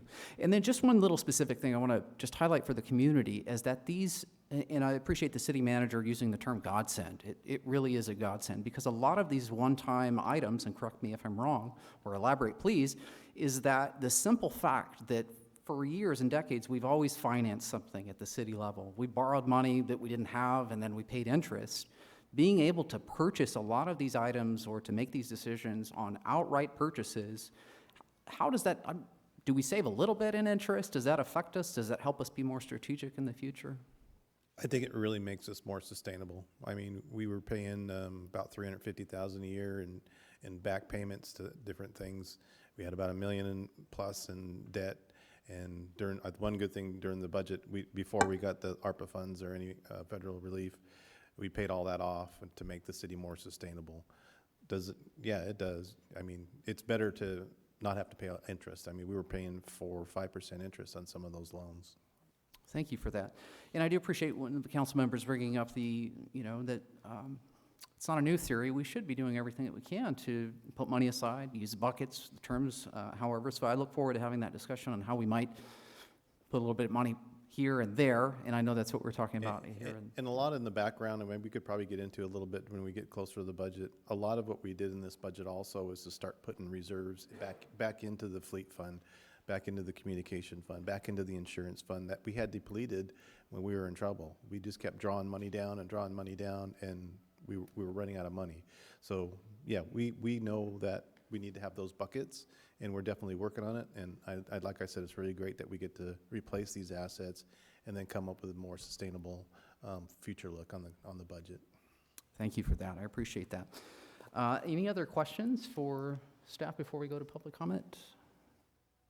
Okay, seeing none. I'd like to open this up for public comment. Let's see. You're going to have, thank you, Christy, first of all. And then if there's any public comment, should ask that first. Open it up for public comment. I need to also allow someone to call in here. So let's do this. If there are no further questions for staff, we open the floor to public comments on this item. You will have 3 minutes to speak on item 8. If you would like to call, the number is 805-875-8201. Madam Clerk, did we have any written communications on this item? Yes, we did. We received an email from Mr. Ron Fink. It was provided to council, placed on the website, and is outside in the lobby. Thank you. Okay. I don't hear any calls. I don't see any public comment. So public comment is now closed. On this item, if there is any further discussion or questions for staff from council or direction for staff before we accept this report, please let me know. Councilmember Starbuck. Real quick, we are going to discuss future expenditures on the next item. What exactly are we approving with this? Well, we've already listed the pool. We've listed several items for the police with public safety here. Is that included in this approval here?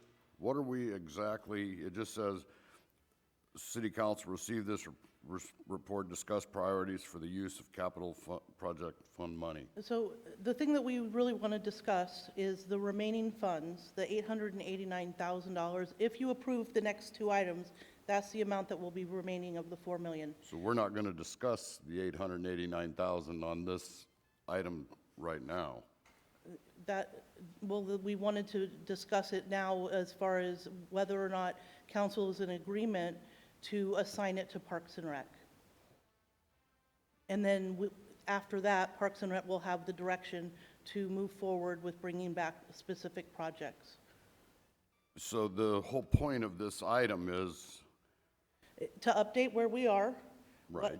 what we've spent on the county items, to introduce the two that are about to be presented, because there's just more in item 9 and item 10 that the departments are going to present. It almost seems like we're backwards on this when we line this agenda. We should have gone through pool, and we should have went through Yeah, we went the back and forth on which radios. way was going to be best to present, and so there were pros and cons in both ways. So we just wanted to update you with where we are.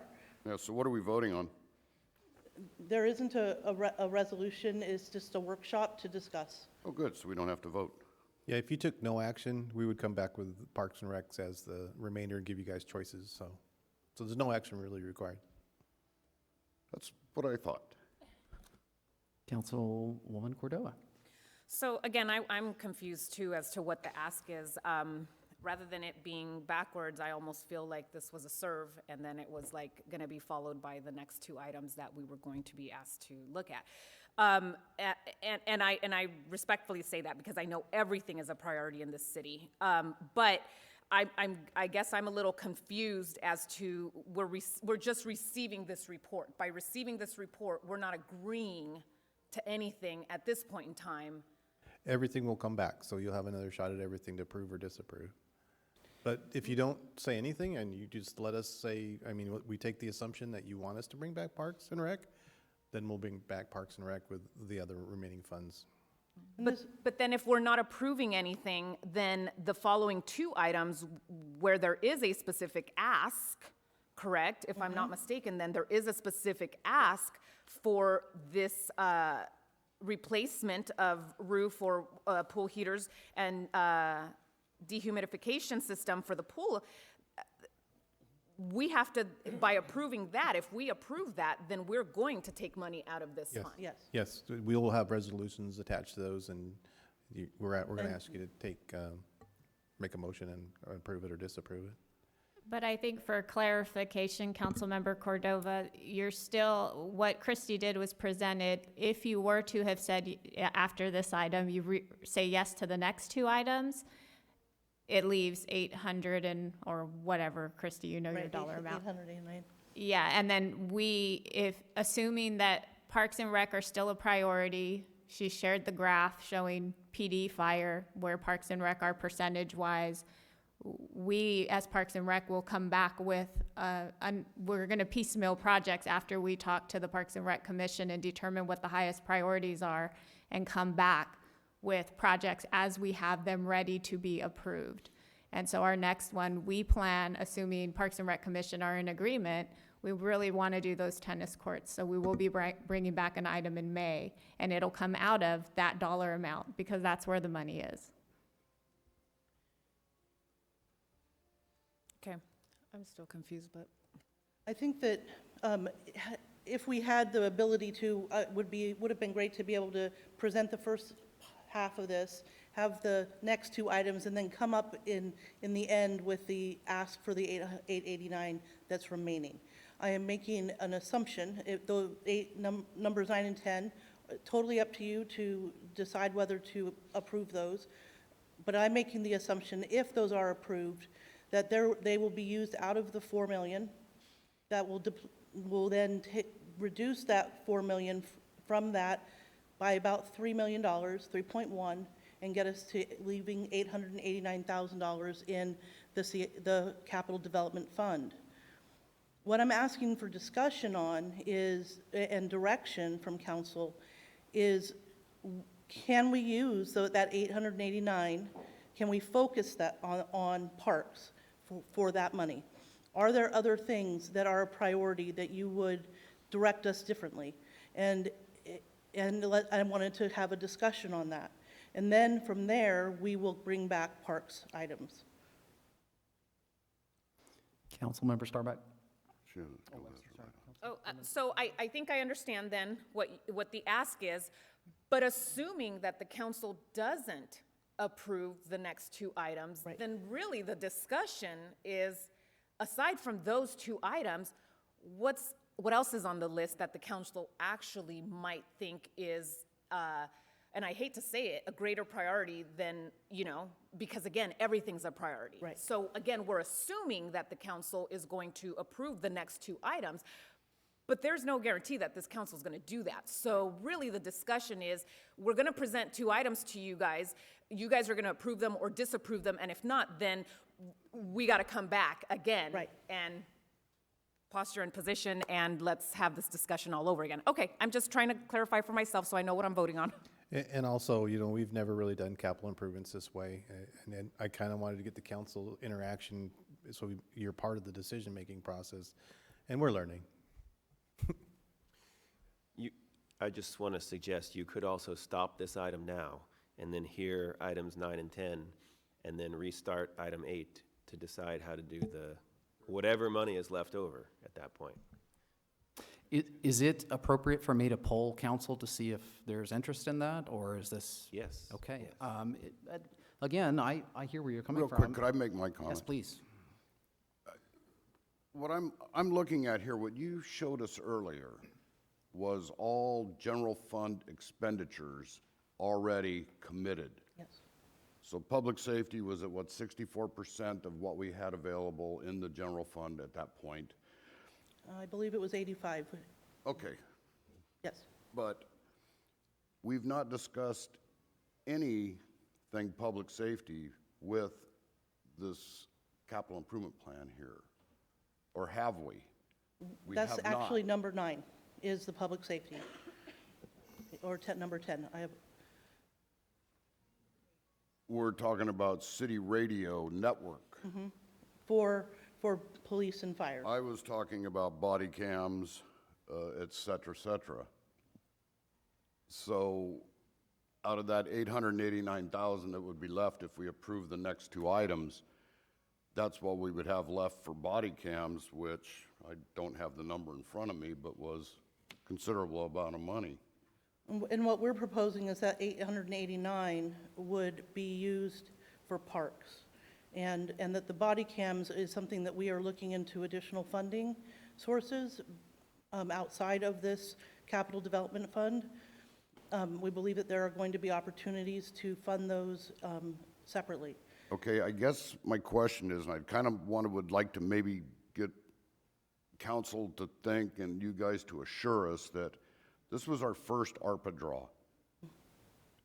We're going to receive next year another ARPA draw. So at that point is when we would be able to lock in the body cams, et cetera. Correct. So if council was to give guidance that that's what we want to do in the next fiscal year, that would retain the priority for body cams, et cetera, whatever fire needs, the public safety aspect. Yes, sir, that is exactly. I mean, does everybody follow what This I'm is saying the here? first 4 billion of 12.9 million. Yeah, Right? well, I We can- will be receiving more, and that we need to be strategic and plan for how that is going to be spent. But what we're looking at right now is the 889,000 that's in front of us. Right, which if we approve the next items, we don't have enough for body cams. I personally feel body cams would be a very big item, but I get it. I know there's another draw, so. And I think too, right now we are exploring other funding for body cams. And so if we can secure grant funding for that, which we believe we have a good chance to be able to do, then we wouldn't use the capital development funds for the body cams. But it still can be a high priority on the list, just something that we would look at with the next round. Yes, I'll just be candid here. My confidence in staff is pretty high right now that you guys will be able to do this, but sometimes we've had things fall off into a black hole that is forgotten and it's lost. So let's work this. Councilwoman Cordova?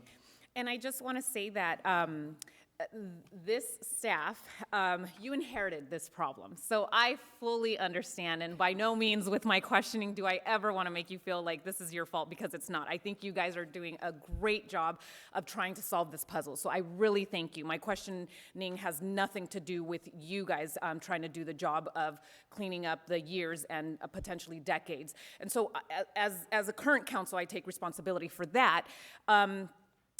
But then Councilmember Starbucks' point kind of brings me to a question, and just to play the devil's advocate, great input that we are still going to get additional funding, so there is more money coming that we can, again, work as a team to distribute, you know, and try to tackle some of these one-time expenses that, unfortunately, we did not do a good job of planning for. But could there be the discussion that which is more important? You know, in the next year that we get the additional funding, can the pool or anything else wait for that? And can the priority be this versus this? I'm going to play devil's advocate on this one and just ask that. And my answer on that is that we have looked at the priorities as the feedback from council, the feedback from the community, and the funding that's available. And staff recommendation is the two items that are coming forward. It isn't just that we randomly picked them. We looked at a variety of projects, and those were the two that were both priorities and urgent. And I can respect that, because I think investing almost $1 million into our pool is necessary when you have a multi-million-dollar asset that you're trying to save and make sure that you don't board up and you know, is no longer an attraction for the community or service to the community. I get that. And also, I think I would say that it's important for us to just make sure that we're understanding, that we're trusting that whatever the second round of it comes back is going to be equally important as far as the list of items that we need to continue to chip away at. So I do appreciate the insight. Thank you. Thank you. Thank you. I just wanted to just say one thing, and this has to, Council Member Starbuck brought it up about the body cams. You know, from my memory, that was definitely a pretty high priority for this entire council, and I do understand that it makes sense for us to look for funds outside of this money if we can. That would help us have more money to spend on other things. But is this accidentally or purposefully being pushed towards the next tranche of money? If so, my only fear is that things happen all the time. Things break all the time. And in a year when we've got access to another $4 million, there could be another $1 million bill because something is at a critical, it's at critical mass. It's gonna shut down. So I just want to remind staff, from my memory, one of our priorities is public safety for sure. And a component of that is body cams. And I'd love for us to be edified that there's an active search for funds outside of what we have here. And if so, how soon can we learn more about that? Right, I don't know what the exact timing is, but I know that we can bring that back and give you the timing, and I can give you information on where we are with that. I think one of the points tonight was showing you how much we have already invested in public safety versus how much we've invested in parks. And so the reason why we're asking for that 889 to be assigned to parks is to distribute it so that there is a little bit more balance. And that doesn't discount all of the needs that public safety has, but like Councilwoman Cordova has said, they're all priorities, and we need to address all of them. And so right now, we're looking at trying to balance out the donut, the round graph, and then from there we will bring back, and if we aren't able to secure funding, then that would be top of the list, right? Because that right now we're looking at those options, and some active movement in that area, but when we come back to talking about the next tranche, which you'll hear more about that in May, because we need to draw down the next amount, we'll be able to revisit all the remaining items on the list. This list isn't going to go away. We may add things to it, and there may be things that we're able to address outside of the capital development funds with grants. I know that the library has applied for some grants, and if that's a way to get some of these items on the list done, then great. We've got more sources there. Thank you for that. Does that answer that Yes, question? that does. And you also reminded me, maybe someday we should have a discussion of beefing up our grant writing abilities, because if we were able to find additional funds outside of this, we'd have more money left over to deal with some of these capital problems. Thank you so much for your presentation, for answering all of our questions on this item. So I guess it comes back to council. Would we like to move forward with receiving, I'm so sorry. Did I miss somebody? And the light's right there, too. I'm so sorry. okay. Councilmember Vega, I apologize. Thank you for the clarification, because, I understand it, and I think the conversations that we're having, which I've had with you many times, that we just look each other in the eye and have these conversations instead of having pre-scripted type responses. I appreciate us being able to ask the questions and getting responses back, and even though maybe the responses aren't perfect, our questions aren't perfect either, okay? We're just trying to wonder what's being you're trying to shove it down pretty quick, but the priorities also need to be dealt with on one-time funding. We're trying to make $4 million go as far as covering $50 million worth of things that we probably need, okay? And I think this kind of is actually going to take care of our police and fire, and it's actually going to give the public back something, because they get something for everything we invest in. They get something in return, because by having better response times and communication, and I do want to see the aesthetics, and Christy, I want to see the parks. I'm going to hold you to it too. You got it? Mm-hmm. Thank you. Okay, but thank you very Thank you. much. Thank you. So I might need a little help here, but we're at a crossroads. We either need to make a decision on this item and receive it and move forward into items 10 and 11, or we need to come back and rehash this in an hour or so. So I'd like to hear some feedback from council. Councilmember Cordova. I say we bring it back and we listen to the next two items. If council agrees with that, that would be my request. Councilmember Vega. Yeah, I'm kind of on the other end here. I understand bringing it back. I have nothing against bringing it back, so I could go either way on this one. Unless you guys have more questions, I kind of think we should go ahead and take staff recommendations, okay, on this one. They went to great lengths to explain the expenditures and the needs, so that's kind of my take on this. Councilmember Cordova. Well, bringing it back just means that we're going to go back and accept the report once council has voted on the next two items. It doesn't mean bring it back a different date. It just means that we'll accept the report based on the next two items once council votes on those. That makes more logical sense to me, but. So I personally think that we could probably get through it a lot quicker than we have spent the time on this item at the moment. But again, to Councilwoman Cordova's point, we have to have this discussion on the next two items to know if that number is even accurate. Right. So I definitely recommend that we come back and have a quick discussion. We'll have a lot more clarity than we do at the moment.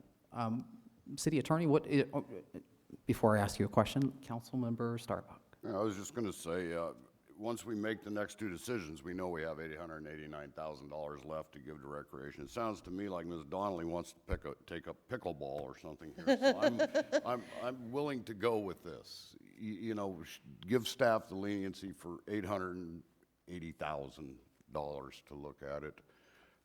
Just, you know, we can accept the report, but we've already heard the report.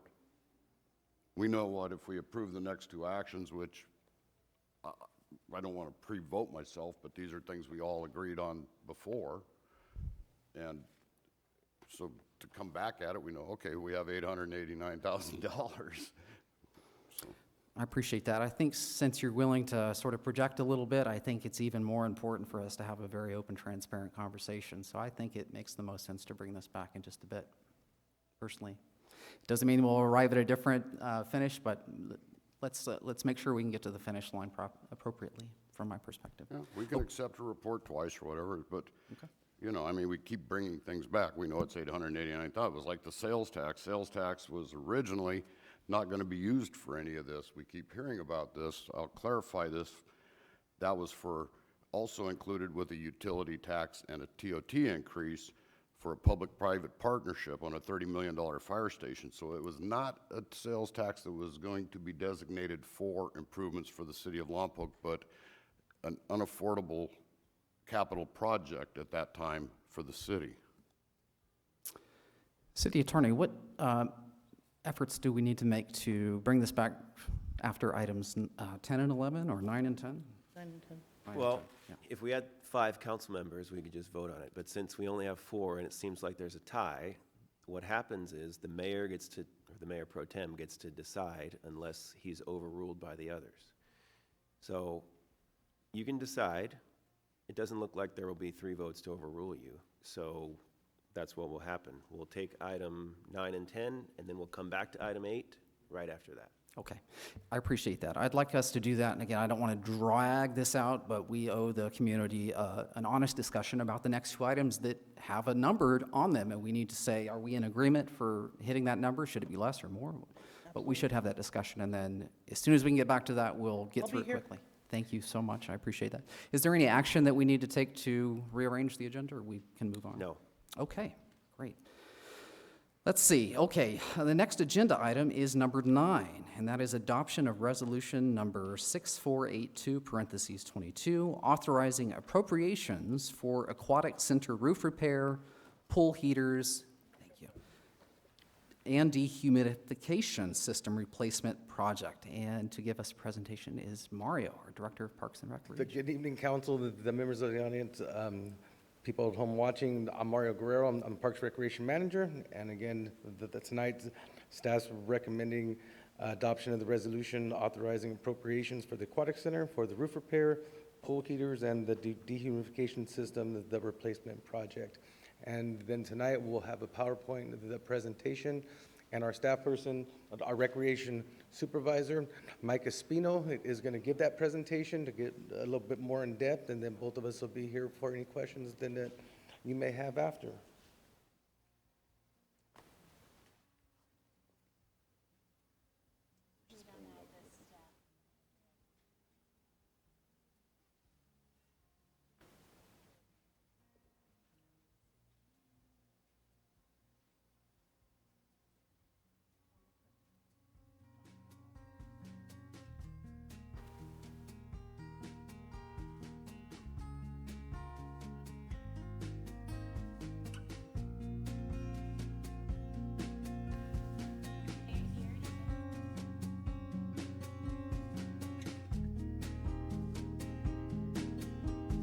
For those at home, we're just getting presentations set up here.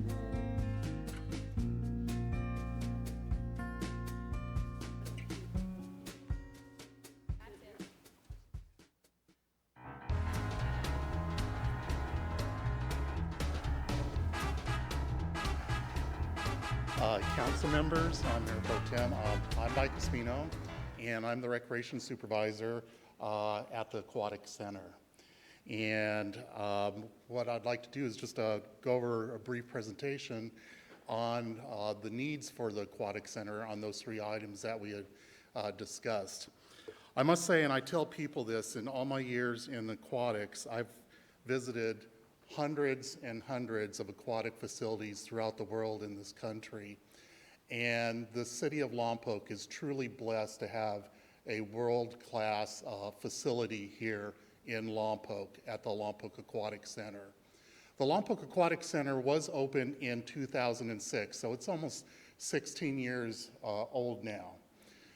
It operates year-round, pretty much 7 days a week, and we offer programming to all age groups, toddlers, youth, adults, seniors, or active older adults.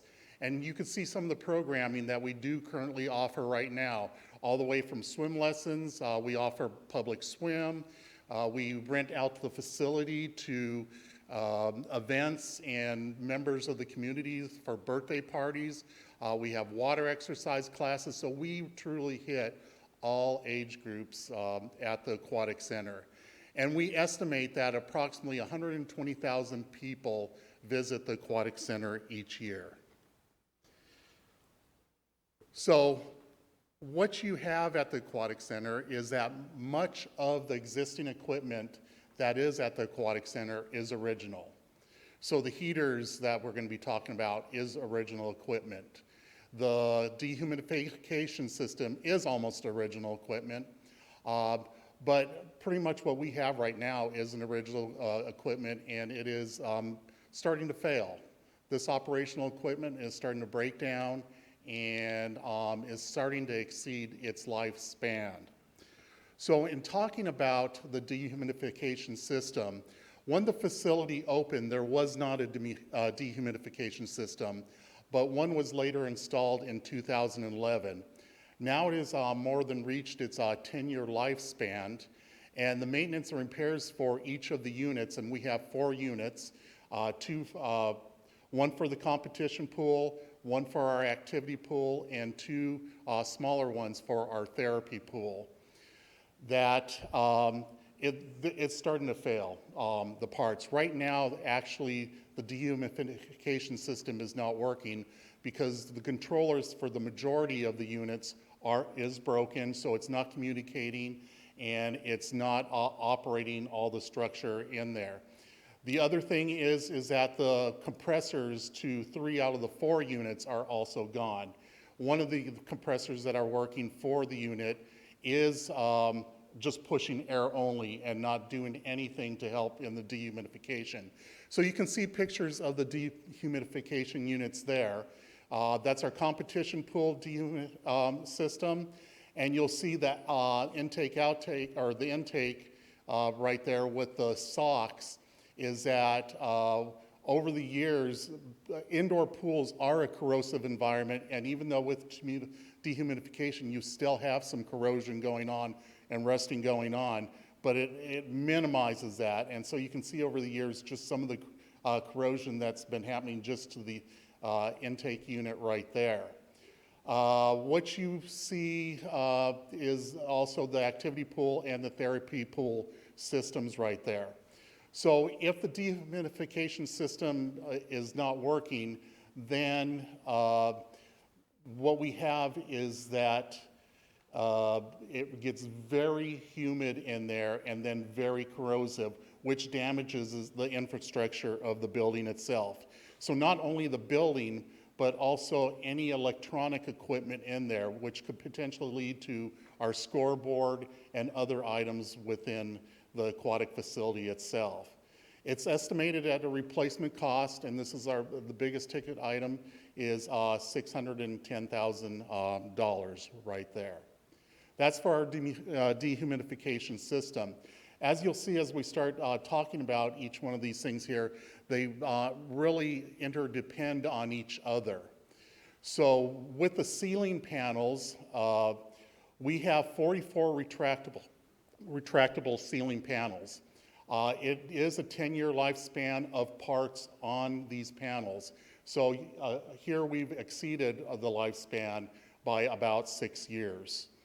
What we're looking at is replacement of the motors as well as the tracks and the weather stripping. And you notice right there, this should have occurred in 2016. We've already replaced 8 panels to date, but we want to replace the remaining 36 panels. The actual tracks themselves are made of nylon and break very easily. So they're not metal parts, and what we'd like to do is to replace it with aluminum tracking and also replace the motors. What you see in these pictures right here is the actual pool panels. The one that you see with the competition pool is one that just went out just recently in the past month. We have we're unable to really retract the roof panels all the way like you see right there. That one panel is actually when it's completely open. We've only been able to retract to a certain point because at a certain point, some of the panels, we start hearing the motors going off and then this loud ticking noise that if we go any further, they will get stuck. And in this particular case right here, it got stuck, the motor stopped, and we weren't able to pull it back up. One of the things that we have done with the other panels that you'll see down in the therapy pool panels, one of them, a couple are closed and then one is open. If they go bad, and we're able to pull them back up with the assistance of the motors. And the reason why we needed to pull them back up is because if the panels are closed, then the dehumidification system operates. But if they're open, it doesn't operate. So now we have a situation where some of these panels, like this, what you see in this competition pool right here, where we can't get it back up. And what happened is it actually was down, and then we couldn't get it back up with the motors. And during a period of one day, the whole thing just slid on back because of the tracks being bad. So now I could honestly say I've actually seen one wide open right now, but we've only been able to open them to a certain point right there. So we are able to, like I mentioned, 8 panels, but we do have 36 remaining, and these and we want to be able to keep them, get them closed, so that again, once we get the dehumidification system, if we were able to get it, then we would continue to operate as we did in the past. One thing, just to mention the fact is, yes, we could try to piecemeal like what we have been doing, but with the replacement in the package that we have is a very good price compared to replace them individually at $12,000, which would more than double the price of it. One thing I must say about the panels for our facility is that without those panels and being able to open them and close them, being able to open them allowed us to operate as an outdoor aquatic facility, which we were allowed to open up during COVID. So July of 2020, when all facilities were able to open up as outdoor facilities, we were able to open up our facility with limited programming there. So they were very crucial in helping us continue programming for the community. That's our ceiling panels. The pool heaters that you can see right here are original equipment. The pool heaters themselves are traditional pool heaters, and they have a life expectancy of between 6 to 8 years. And that's only if there's ongoing maintenance to those pool heaters, and only if we have good quality source water coming in. So you can see that we far exceeded the lifespan of these heaters by about 10 years. We did have our activity pool heater that completely went out, gone. We were able to work magic on it. Our senior maintenance guy, Andy, was able to work his magic on it, but at a point in time, it just was not salvageable, and we had to replace the heater. And so what we're looking at is replacing the heater, which you see with the new pool activity pool heater. It's more energy efficient. It will help us with the costs of heating, definitely reduce the costs right there. But if we're unable to get these heaters replaced, there's a downtime in which the manufacturer is telling us will take about at least 16 weeks if the heater does go down for us to get in and get all the equipment and to be put on the schedule. A lot of that is due to COVID and getting the parts from there. So that would mean that we would be 4 to 6 months, 16 weeks without programming in our competition or therapy pool heaters. And that would, swim teams, people that use it for the therapy pool, would not have any place to really go in order to continue with their rehab or with our youth programs. What you'll see right here is the current therapy pool heater. It's smaller, but you see on top of it, this one has been starting to go out a lot lately, and you'll see right there we were working on the heater pump because that went out. And so we just fixed that and was able to replace that. So we estimate the cost of the remaining 2 heaters based on information that we received for both the competition pool and the therapy pool heaters to be $155,000. And so those are the 3 items that we have, just to give you a little bit of background. Like I said before, is that if you were to approve this project, this would, show that we continue to show that we are proud of having such a world-class facility in the city of Lompoc. Thank you. Any questions? Thank you. Councilmember Starbuck.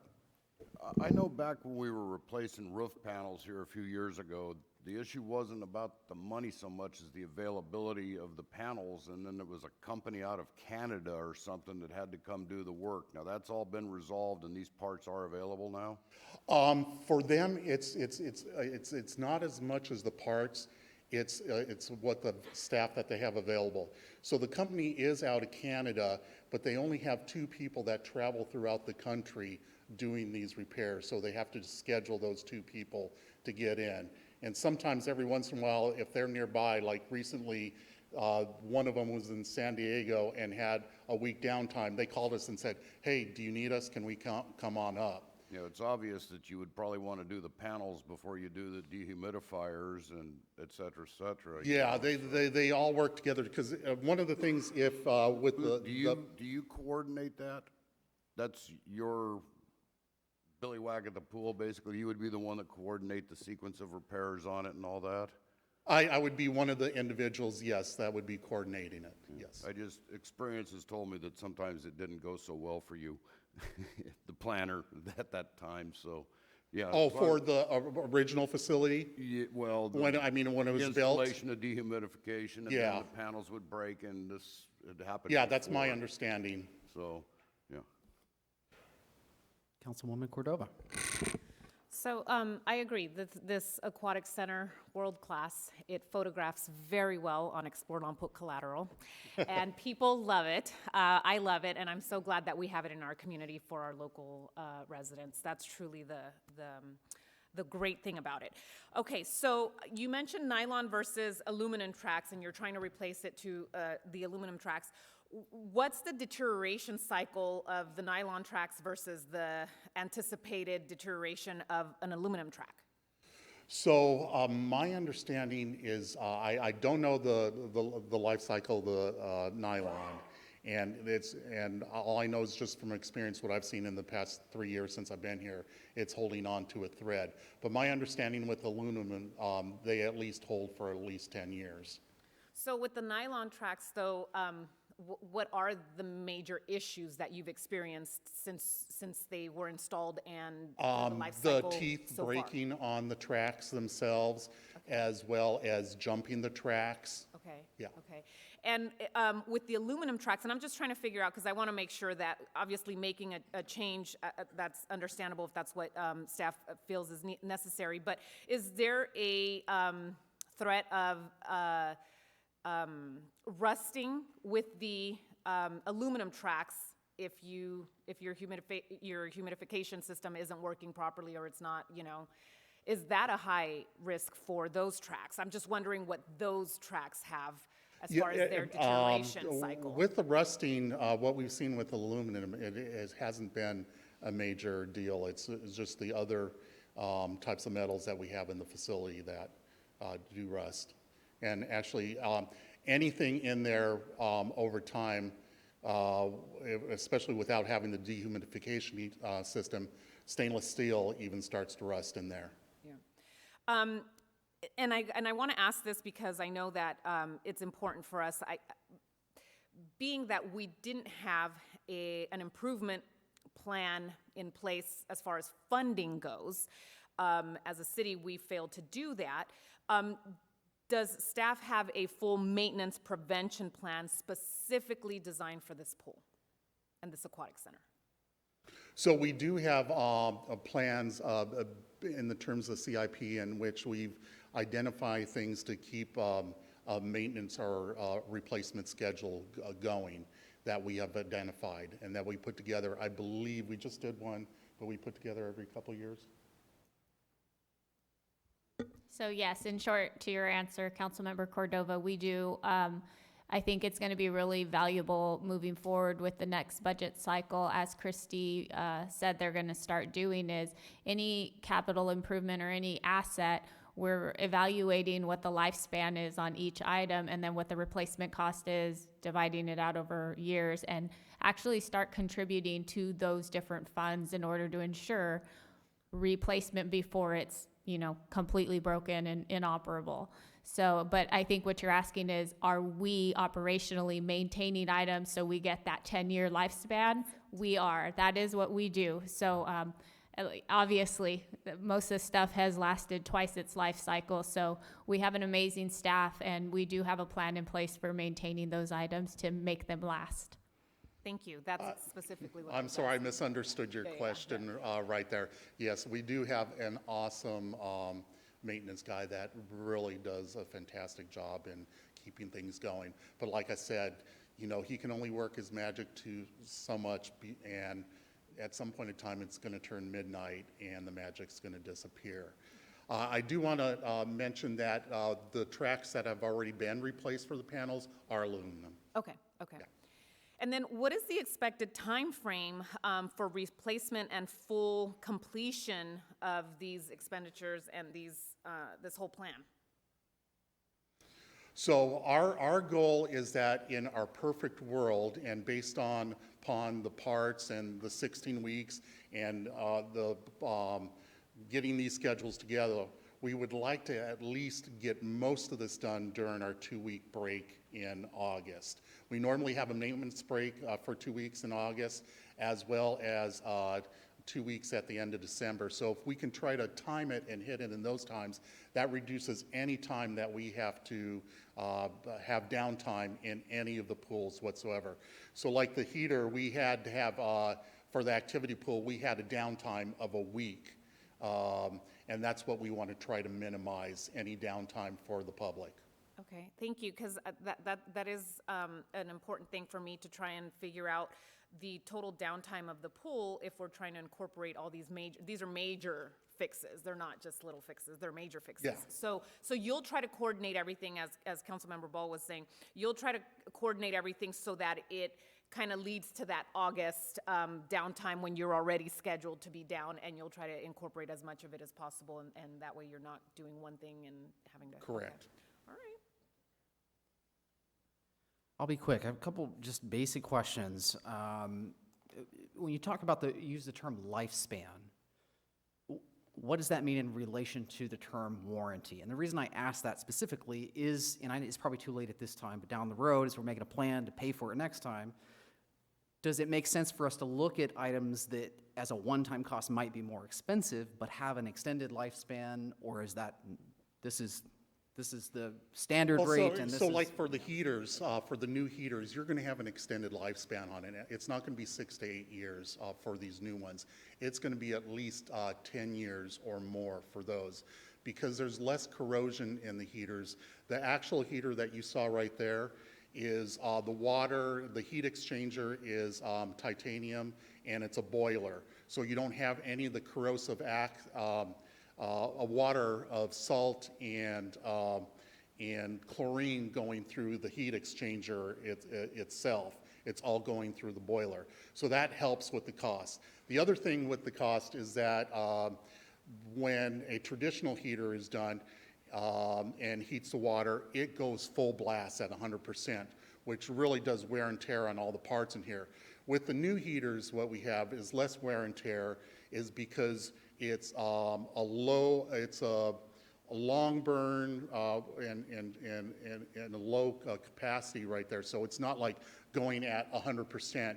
It's actually monitoring what heat is being lost to when it heats up. So what's being lost, it starts to heat, but it's a little bit longer and a little bit lower.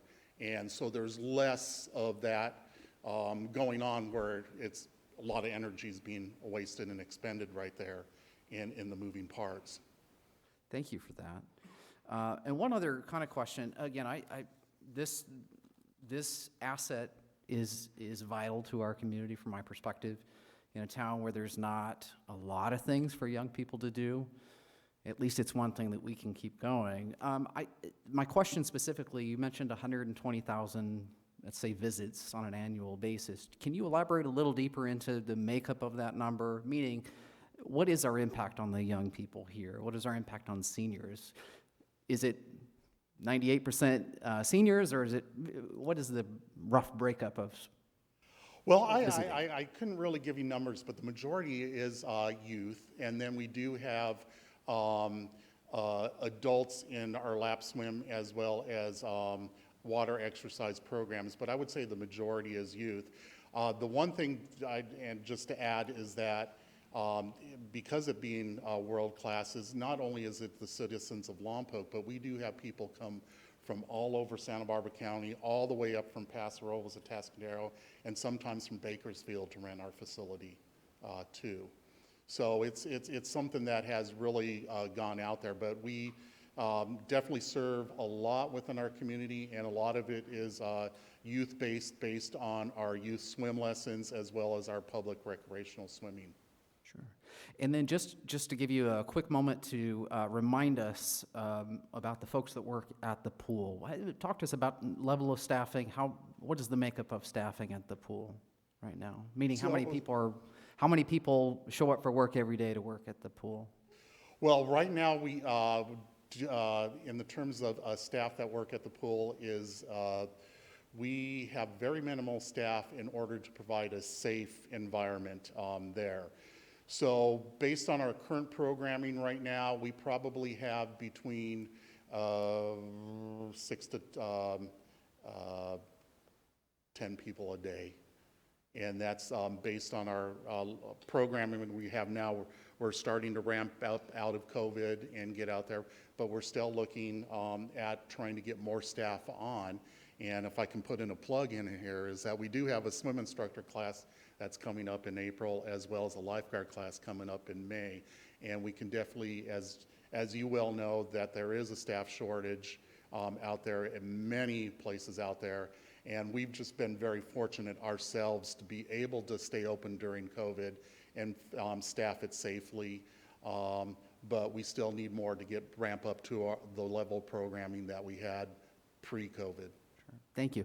And the only reason I mentioned staff is that in a perfect world, we spend this money, we fix the pool, but in an unforeseen event, we could have all of this humming perfectly. And if we don't, as a council, long-term, look at how we budget for the actual people side of this.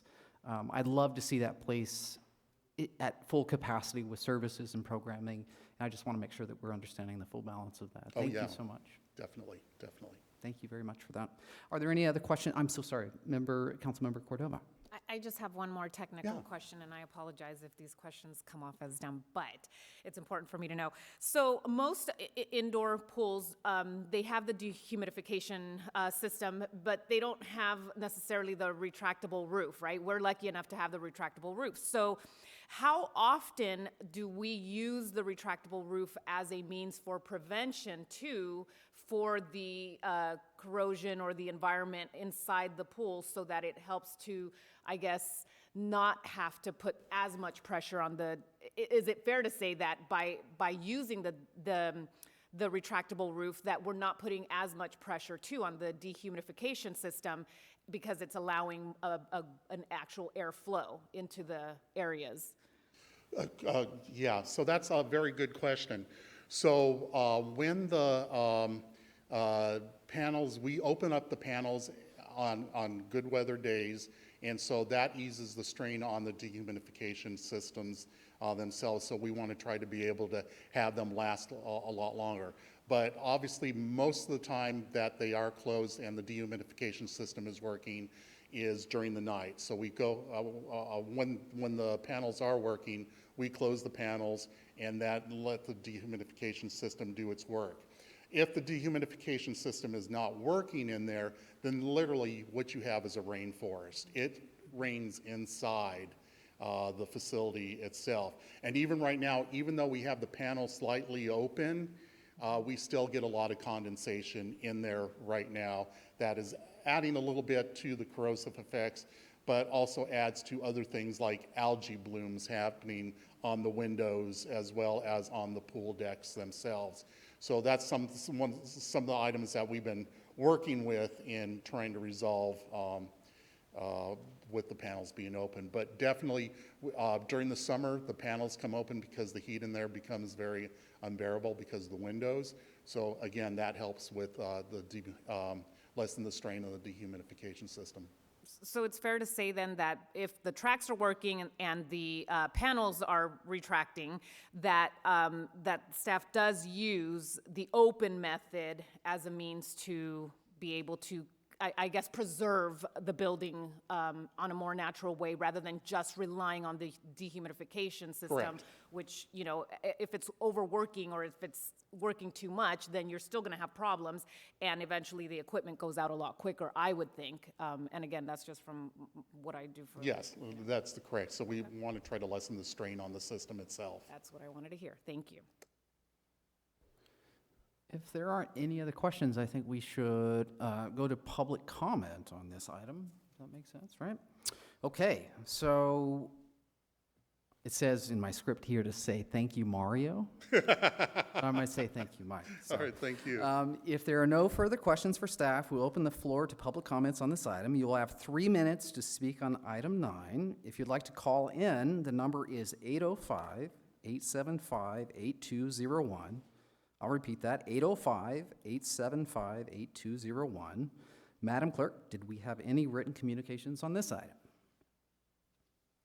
Yes, you received a letter from Stephanie Saucedo, but she did call in earlier and actually read her letter. But it was provided to council, to staff, is out in the lobby, and is on the website. Excellent. Thank you. Is there anyone that would like to jump up and take advantage of public comment on this item? Okay, seeing none, I don't hear any phone calls. All right, I'll bring it back to council. Are there any questions or further discussion on this item? Hearing none, I'll entertain a motion. Let's see, where are we at? Okay. Public comments closed. No further questions from council. Council members? I'll move staff recommendation. I'll second. Okay. Councilmember Starbuck's motion, Councilmember Vega seconds. Let's vote.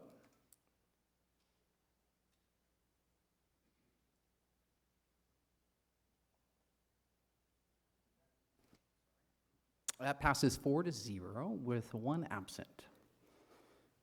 Okay. Let's see. Okay, we're almost there. So I'm going to do my best to streamline us all the way to the end zone, but you know, nature has a way of distracting us. So I wonder if it makes sense for us to take a 3 to 5 minute quick break. Is there any openness to that? Okay, I've got a second person open to it. Let's do a quick break if we can. 3 minutes, 5 minutes? Okay. We'll be back.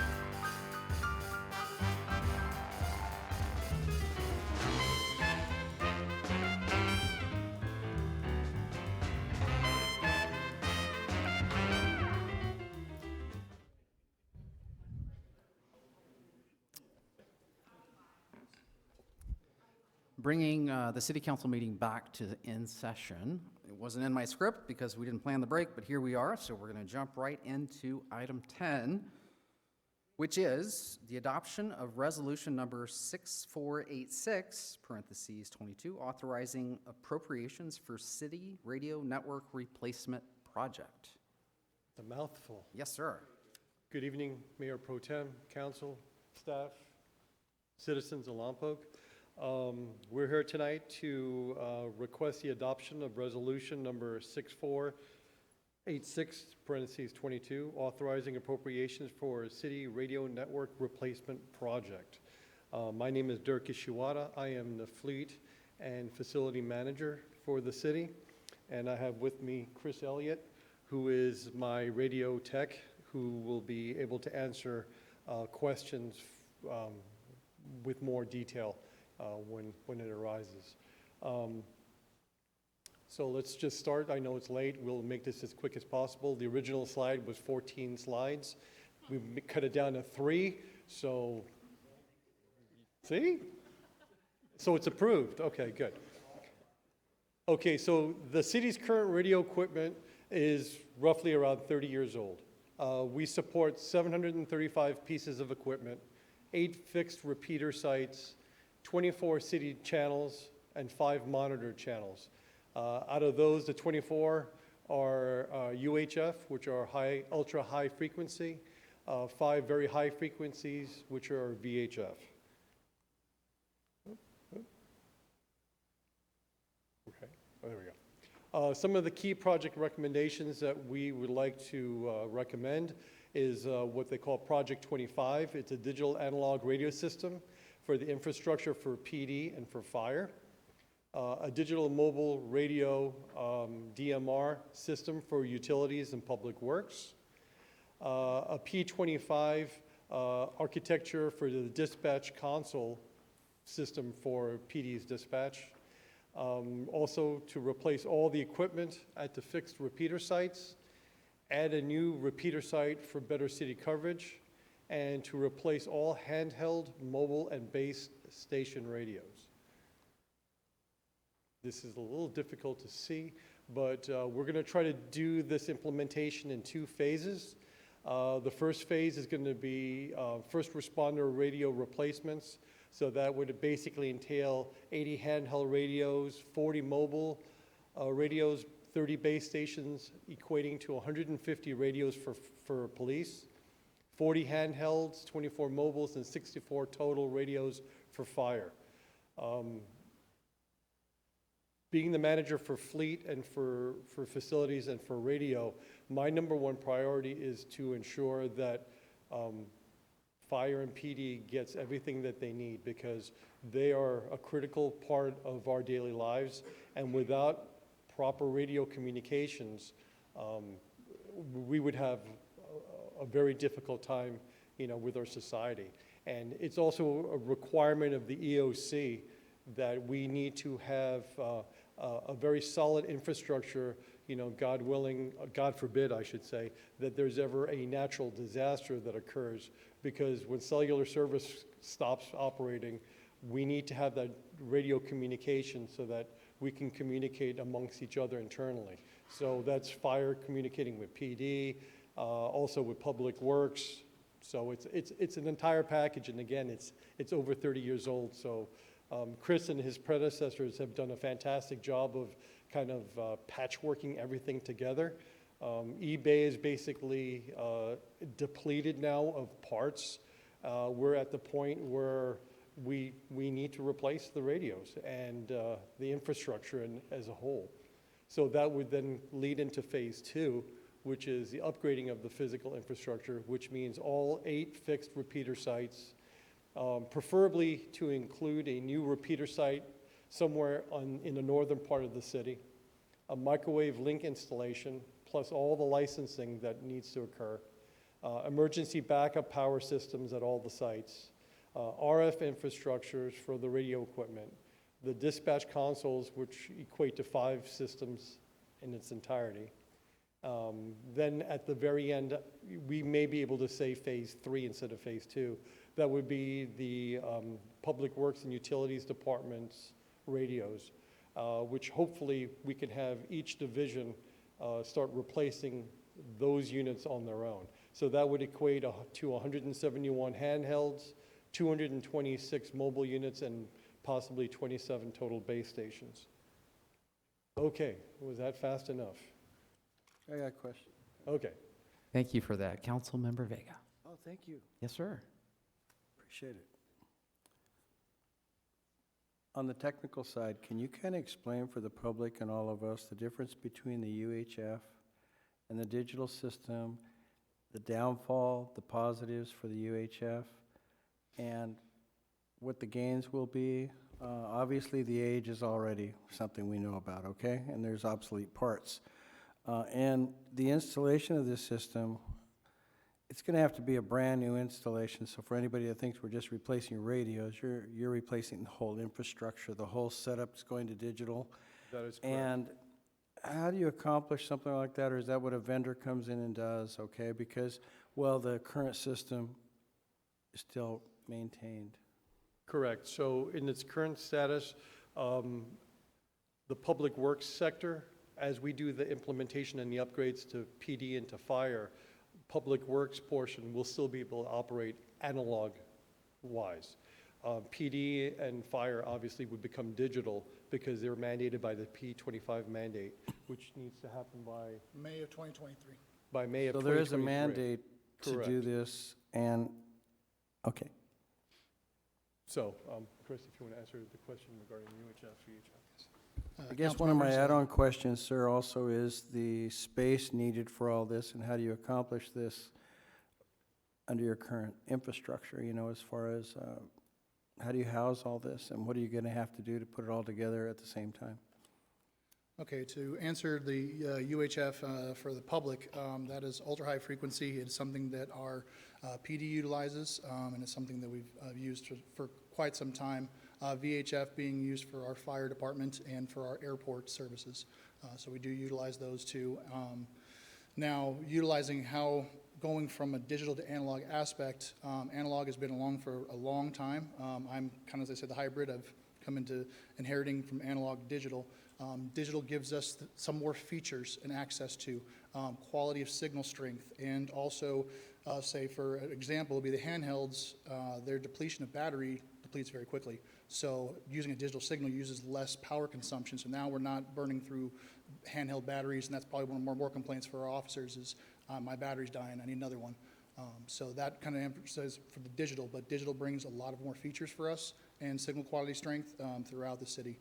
And we've had a demo of it, so we've heard it, and it's actually signal quality better. We can noise canceling and other features as well, and other features I can explain if requested. Now, talking about our infrastructure, we do have the infrastructure physically right now, but we are requesting another site on the opposite side of town. We do have the facilities right now to maintain and bring in equipment and to swap out. This wouldn't be just like, okay, we're turning off this channel and good luck and we'll get back to you in a half hour. We're gonna, as in teams, build this system up and have plans to, okay, we're gonna put you on this channel for this time, we're putting it in, and it's gonna be swapped in that quickly. And we will be bringing a team in and will help us through that process. Are there any digital repeaters in place now that you guys are utilizing on any kind of basis at all? We actually just received 4 reserve repeaters because our repeaters went down this past 6 months in operation. So it was something that we addressed really quickly. So we did purchase the repeater. It is still in analog mode. It can still talk backwards, so it's say backwards compatible. So it can be, I can talk digitally to you and you can talk analog back to me and we can still have a conversation. That's what the smart equipment we have is doing so. But once we become encrypted or we do a certain platform, then that becomes a communication issue. But until all systems are upgraded, we will still be backwards compatible to talk to old radios with the new repeaters. That's great. It's great for all of us to know that there was a mandate in 2023 for all this, for the upgrades. So as far as fire is concerned, correct? It's actually for PD. It's actually for the criminal justice for the DOJ. It is for encryption for it has to be of 2023. Thank you very much. Yes. Councilmember Starbuck. So this happens. That means we can get rid of our cell phones The 100 and some cell phones that the city pays for every month will now go away, and everybody will be able to talk and be digital and everything. As long as you carry your radio. Pardon? As long as you carry your radio. You gotta be important to have a radio. But at that point, we get rid of the cell phones, so what, our cell phone bill could be put into an account to save for future needs for this. I mean, I look at the phone number list, there's gotta be 100, 200 phones out there floating around, and now with everybody tied in together and all that, we don't need them, right? I would say for coverage-wise, that's not a good idea. This is why we're bringing in the north side. They are trying to merge the technologies, but right now, we do need radios, but we do need cell phones because there are dead areas for public works as well for the police officers, especially when we're going over to different county lines and going over. Our network only has so far of a reach in what we're licensed to do. So $2.5 million and we can't beat a $20 phone? the technology exists, but then now you're talking a higher increase of technology for making what's called a LMR LTE joint system, which is the new system. But that 2.1 or 2.5 would not even come close to being able to put that into I think I need a PowerPoint to learn this, but I mean, now it seems like we're just being redundant, but it's. I have the 14 slides, but But just to let you know, the system has capabilities, so if in the future that was something that was wanting to be considered, once we have the infrastructure in place, that would just be additional modules, so the conversion over wouldn't be that difficult. actually, yes. Digital actually has the capability of texting. Councilwoman Cordova. Now, I would assume, piggybacking off of that real quick, I would assume that not all of our people could come off of cell phone, or that I guess some of our people would use the radios for more of like emergency or private information, I guess, emergency type of information, so it's not really something, everybody would be on different frequencies anyway, correct? Yeah, okay, so I would think that PD probably still needs cell phones aside from We still if need they're that communicating with. technology until we have that reach, no. We can't Okay. say it would be I would not advise for us to go that way yet. And this is cutting edge. Like, this isn't like 3 or 6 No, versions this back. is- We're not buying, i3s, if we're talking, PC, we're not buying i3s. We're buying cutting edge. We're making an investment for cutting edge technology that has the capability, and I'm wondering, and I don't know if this is a thing, but I think this is something that came up in the past in discussions, capability to communicate for our first responders to communicate with neighboring agencies and their softwares or their radio systems, correct? Correct. Okay. So I have to bring I have to bring this to the table because this is a concern for me. So I'm concerned about the fire radios because to make the investment, and I don't know, Dean, if you know where I'm headed with this, but to make the investment to purchase the radios, okay, the regional dispatch agreement that was signed on behalf of fire, where we allowed them the opportunity to have a seat at the table and participate in the discussion of a possible future regional dispatch, that agreement specifically stated that radios become the property of the county immediately upon exercising that agreement. So I would hate to buy radios for our city of Lompoc and then have to hand them over to the county unless we truly actually proceed with this regional dispatch idea. And what we signed up for was to be a part of the discussion and potentially come back and bring it back to council once we get there.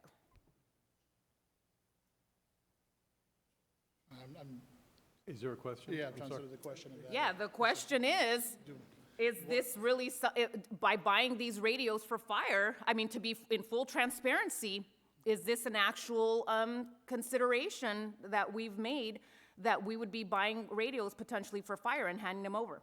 Well, again, their transition was supposed to be, I was told, was 2024. Their radios are falling apart now. They have old radios that are falling apart now, and they need mission-critical radios. Understood. And I am running out of supplies to give them, and I would say that I would like to address their needs now Again, I do not ever want communications, I don't want that to be, I want that to be an afterthought for our public safety and for all of our utilities and public works. So that's why I pushed it, even knowing that they were migrating in 2024. I want to make sure that all of our men and women, our communications are covered. Understood. I get that part of it. So I guess that's more of a higher or administrative consideration or legal consideration or financial consideration that I felt needed to be brought forth, because that is something that is factual when we're considering that this may be. So I don't know, Dean, if you have anything to say about it, but I need to feel something. Actually, I don't have anything to say about it. You bring up a very good point, and it's maybe Let's give something them we our need to phones. analyze a little closer, but Chris brings up a good point too. I just did the calculations. I don't know what is that cost for those radios? About 280,000 or so? Roughly. We've broken down different parts, but yeah, because they do have specific radios on specific missions. I guess maybe another question for Chris, if they were to want different radios, can we repurpose them for police? Yes, they can be repurposed. They do use what's called a multi-band, a UHF-VHF combination. It can be repurposed if case in being, so yes, we could retain those if county were to do so. Okay.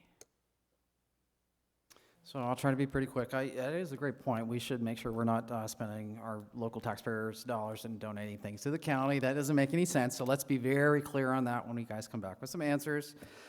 Just a couple of quick things. 30 years is a long time to wait for an update. So when we talk about simple things, encryption's not a new tech word, buzzword. That's been around for years. I just want the community to understand that we are behind the curve here, and I don't know if you guys want to answer that, or maybe public safety can step up and talk about that. But just the issue of encryption, and obviously we have to do that now, it's mandated. But what issues has that caused our community within public safety or within any department not having the ability to do what probably a lot of other departments did, figured out 5-10 years ago? Just curious. I don't know if anyone else wants to speak to that. I've got a couple, but I think Captain Morgan says better than I can. I'll say again. Thank you, sir. So, excuse me. We are behind the times, right? And the difficult part for the police department is when the radio call goes out, the public hears it on their scanners, right? When you employ encryption in the digital environment on the radios, you now take that out of the picture. They would have to have the encryption key to be able to hear and listen to whatever we're saying on the radio. And it's not just the dispatch portion of it, it is actually the full communication. So if we're in a SWAT operation, the public is not going to be able to hear what we're saying. You'd have to have a whole lot of money to be able to break that encryption, and it's just not going to happen. So it is really the standard for law enforcement today, if they can afford it, to go to an encrypted radio system because of the risks it involves with making entries into residence in high-risk situations. So it is the absolute right thing to do for the safety of the staff. And also, quite honestly, to protect the community's personal information when we're doing traffic stops and running people's names, date of births, that kind of stuff. It's the absolute right thing we should be doing. Thank you for that. I'm going to follow up with a really silly question for you. Okay. Is how, well, first of all, silly question is, do criminals use police scanners? Oh, yeah. Okay, thank you. Going back to your cell phones, you can get an app on your phone right now, and you can listen to a scanner on your phone. As I do on occasion, for sure. Let's see, I'm not sure if the next question, does anyone else want to speak to some of the issues caused by the outdated radio program that we've had in Lompoc for decades? So, and thank you to Dirk and, for putting this together, but this is probably the fourth time that I've addressed this. I've done 2 prior projects, the captain's done one, and now Dirk and his staff have done the other one. And our radios are so antiquated that when I was going to vendor conferences or conventions the last few years, and I mentioned the radio we had, and our existing vendor said, well, what model do you have? And I told him, he goes, where do you get parts for that? And I said, I think we get them on eBay. And so, and kudos to our staff here and our prior staff who kept this going. But the other issue too is that you have to look at counties just about to get new radios. Santa Maria has state-of-the-art. They've had a system for the last 4 or 5 years. And we're still dealing with a 30-year-old system. And the issue is when we have a major incident, God forbid, be it natural or man-made, and we have to call outside resources. And Captain talked about the value of encryption. We had a serious search warrant situation just a couple months ago.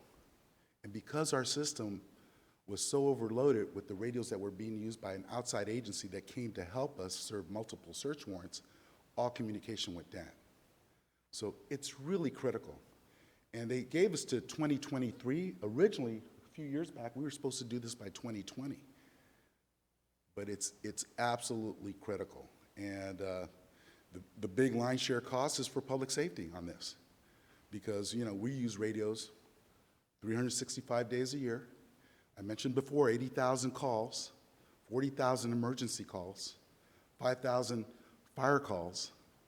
And that's why it's important to have these radios. You can't add a phone to that because you still have to do some phone conversations, and there's a value of that. But it's really critical that we address this. And on top of this, the pandemic has also put us in a crunch.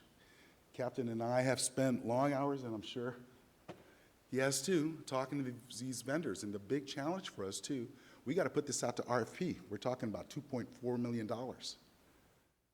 And then after we vet that whole process, time is ticking, and they're talking about shortages in supplies and getting all this equipment. Even if we were to approve this tomorrow, we're probably looking at 13 to 18 months before we could have radios. And that's if everything went smoothly. So that's another consideration that or things that we have to take into consideration as well.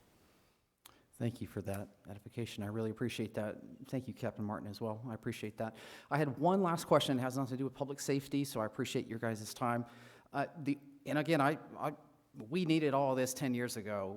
No argument there. I am curious, on one of your slides, and you kind of corrected it because you had phase 1, phase 2, and phase 2. You had mentioned that phase 2B might be considered phase 3. Is there anything you can elaborate, meaning should there be any discussion from us about absolutely, at this point, connecting the dots for public safety, phase 1, phase 2? Would it ever make sense to do phase 2B or 3 in the second tranche, or are we getting a better deal by doing a comprehensive overhaul of this system? The most important thing is we need to get the infrastructure and PD and fire taken care of, and that would be phase 1 and 2. Okay. The public works section of that, we could kind of migrate over slowly, over a course of, you know, a budget cycle, 2 budget cycles, whatever, because remember, like Chris had said, they are backwards compatible. So the analog radios that we currently have, we can still use them with the new equipment that we would install. So as they would fail, specific divisions could then purchase new radios out of their own budgets moving forward, you know, so they can kind of decide on their own what their needs are specifically. So, but at the end of the day, yes, everybody will be converted over, but for right now, PD and fire has to come first, and that includes the infrastructure. Okay. So by saying it includes the infrastructure, is that everything on the bottom 3 things, or the first 2 items are the infrastructure items, right? Go ahead. So when we're saying infrastructure, we're actually talking the actual physical repeater sites. So those are what we're really trying to focus on, is because a lot of our sites have multiple channels that are PD, fire, and public works. So again, focusing on that, creating the network for them to have the microwaves to connect them into, which gives us redundancy if a site goes down, giving us to the cutting edge is what you guys have asked. And that's what we're trying to bring, is that this system would have a lower failure rate compared to what we have right now. And addressing all the needs that we need for the city. And also with the new technology, it gives us the opportunity to do a lot of the in-house maintenance remotely.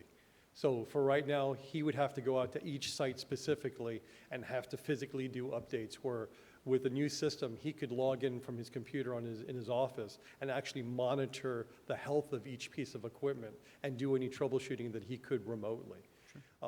Also, finally, with the two elements that we're trying to upgrade, we're going to also try to include extended warranties because of the supply chain issues that we currently have. Just like with fleet, we're trying to add as many extra layers of,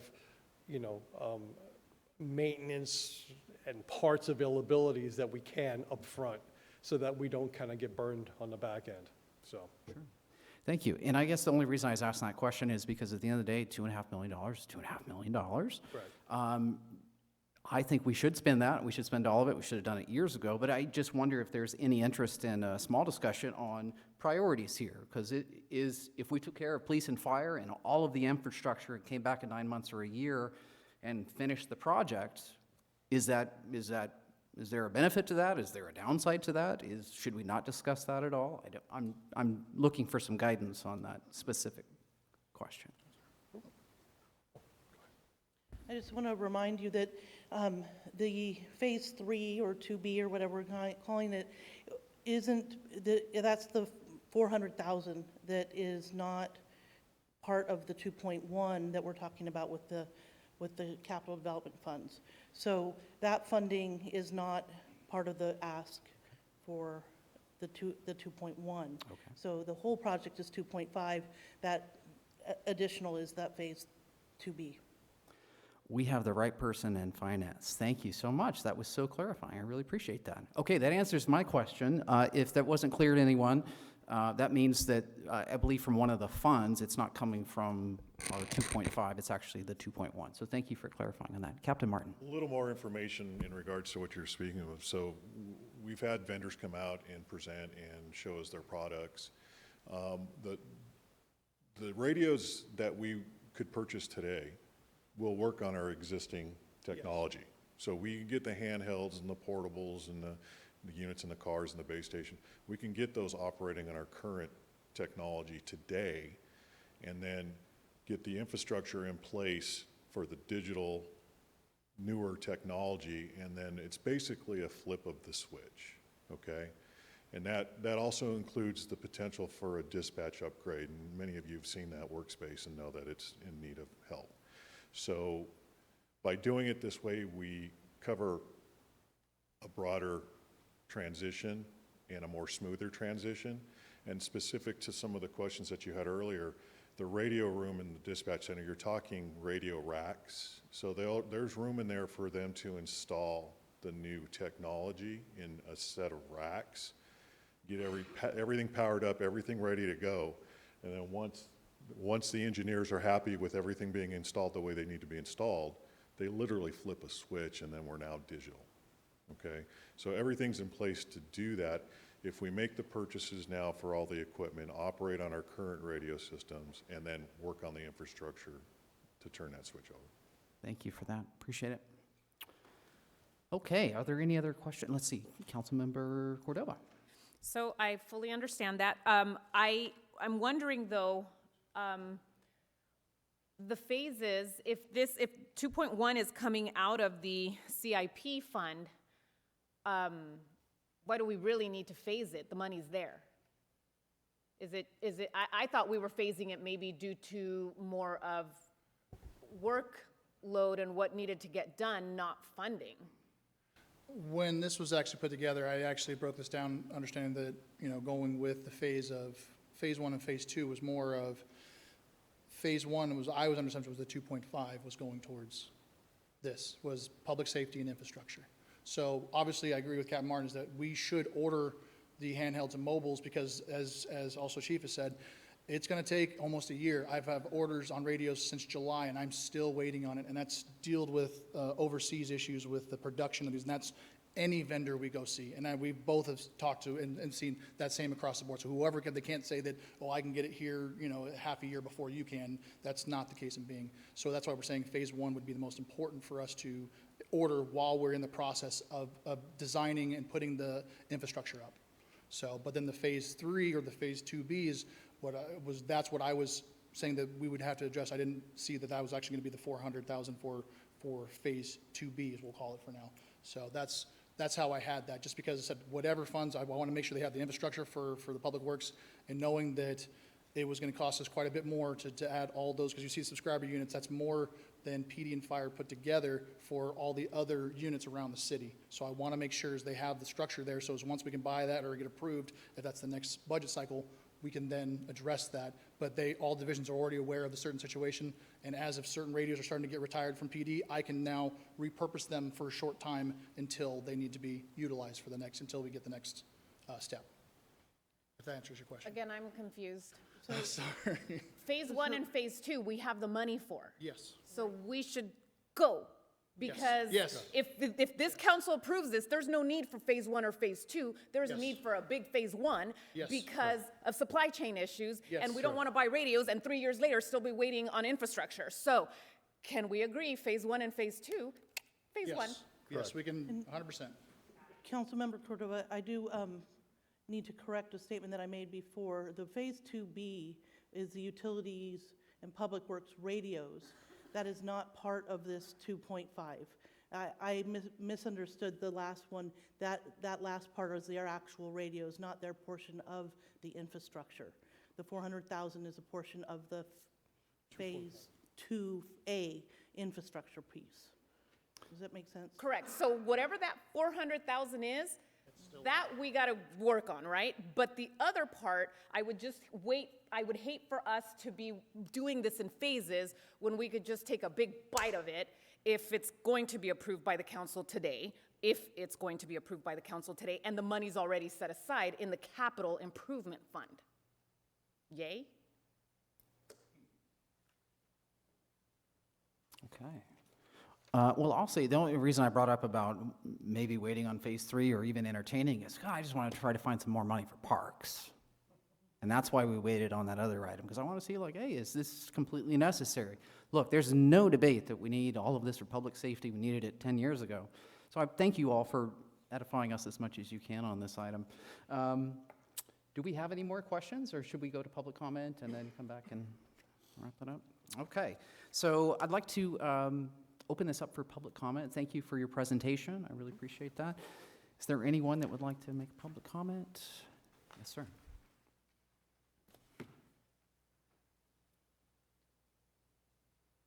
Before you start, I forgot, it's in my script, real quick, you stay there though.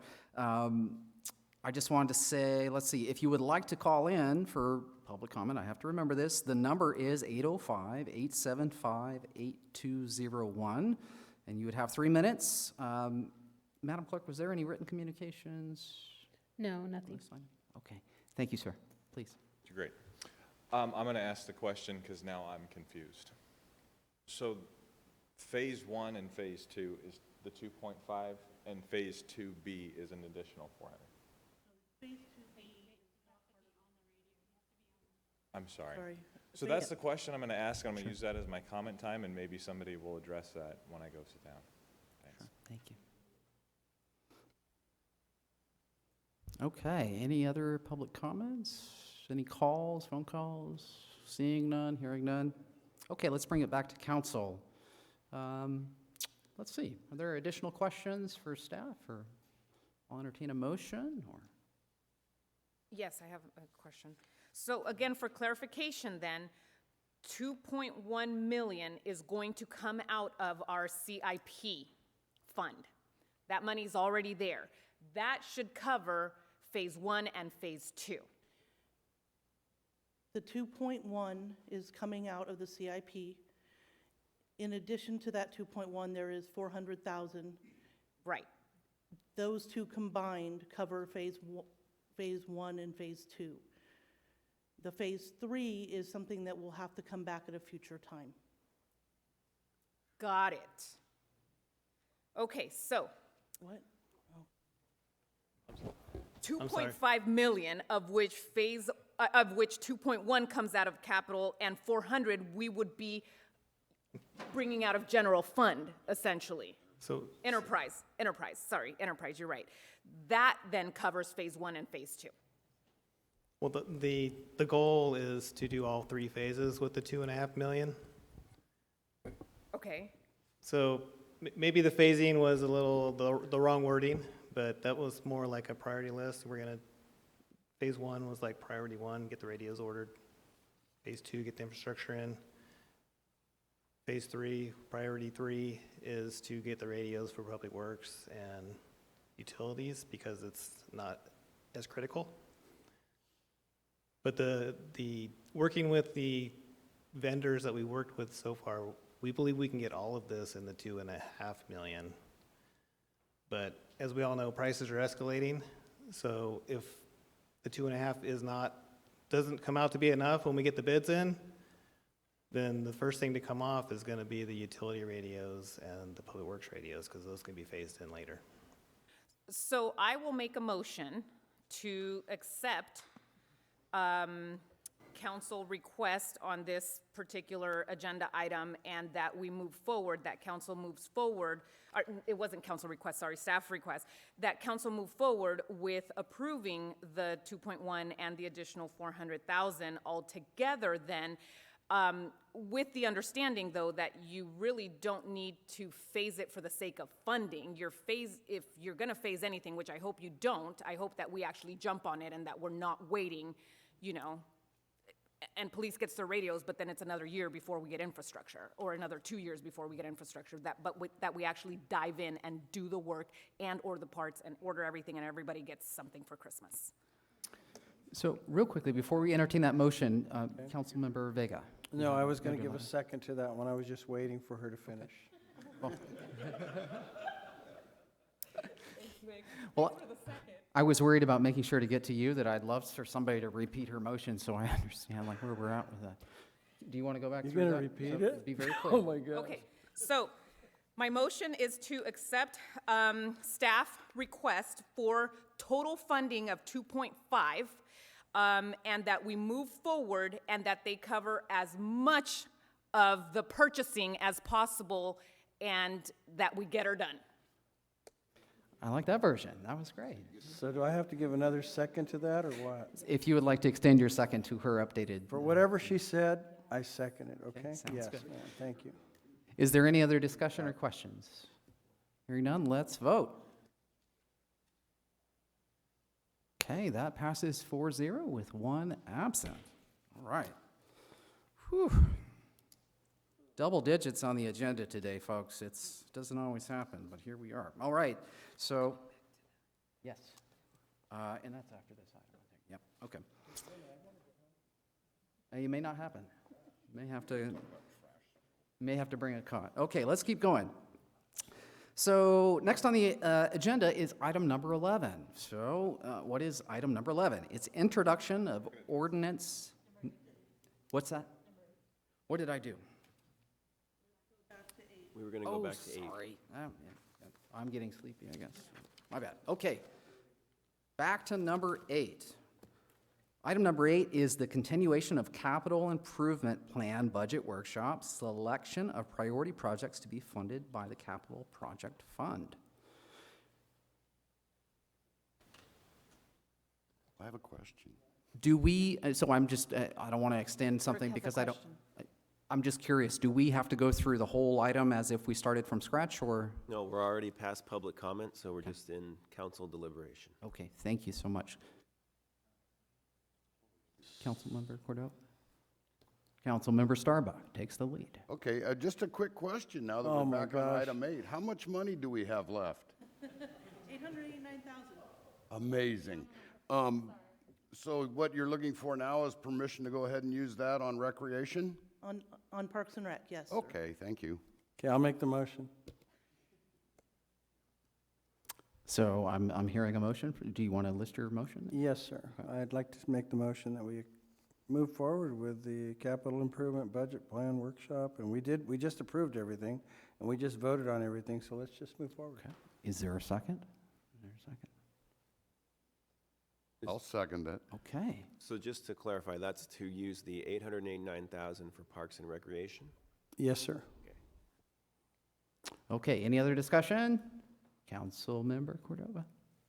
Is there any other consideration for that money since we just spent, $1 million on? You know what, I'm honestly thinking that maybe maybe we shouldn't, we don't have to vote on this item. Maybe I'll withdraw my motion here, and you can come up with something to present to us for $889,000. How would that be? A little creativity now. Hold on.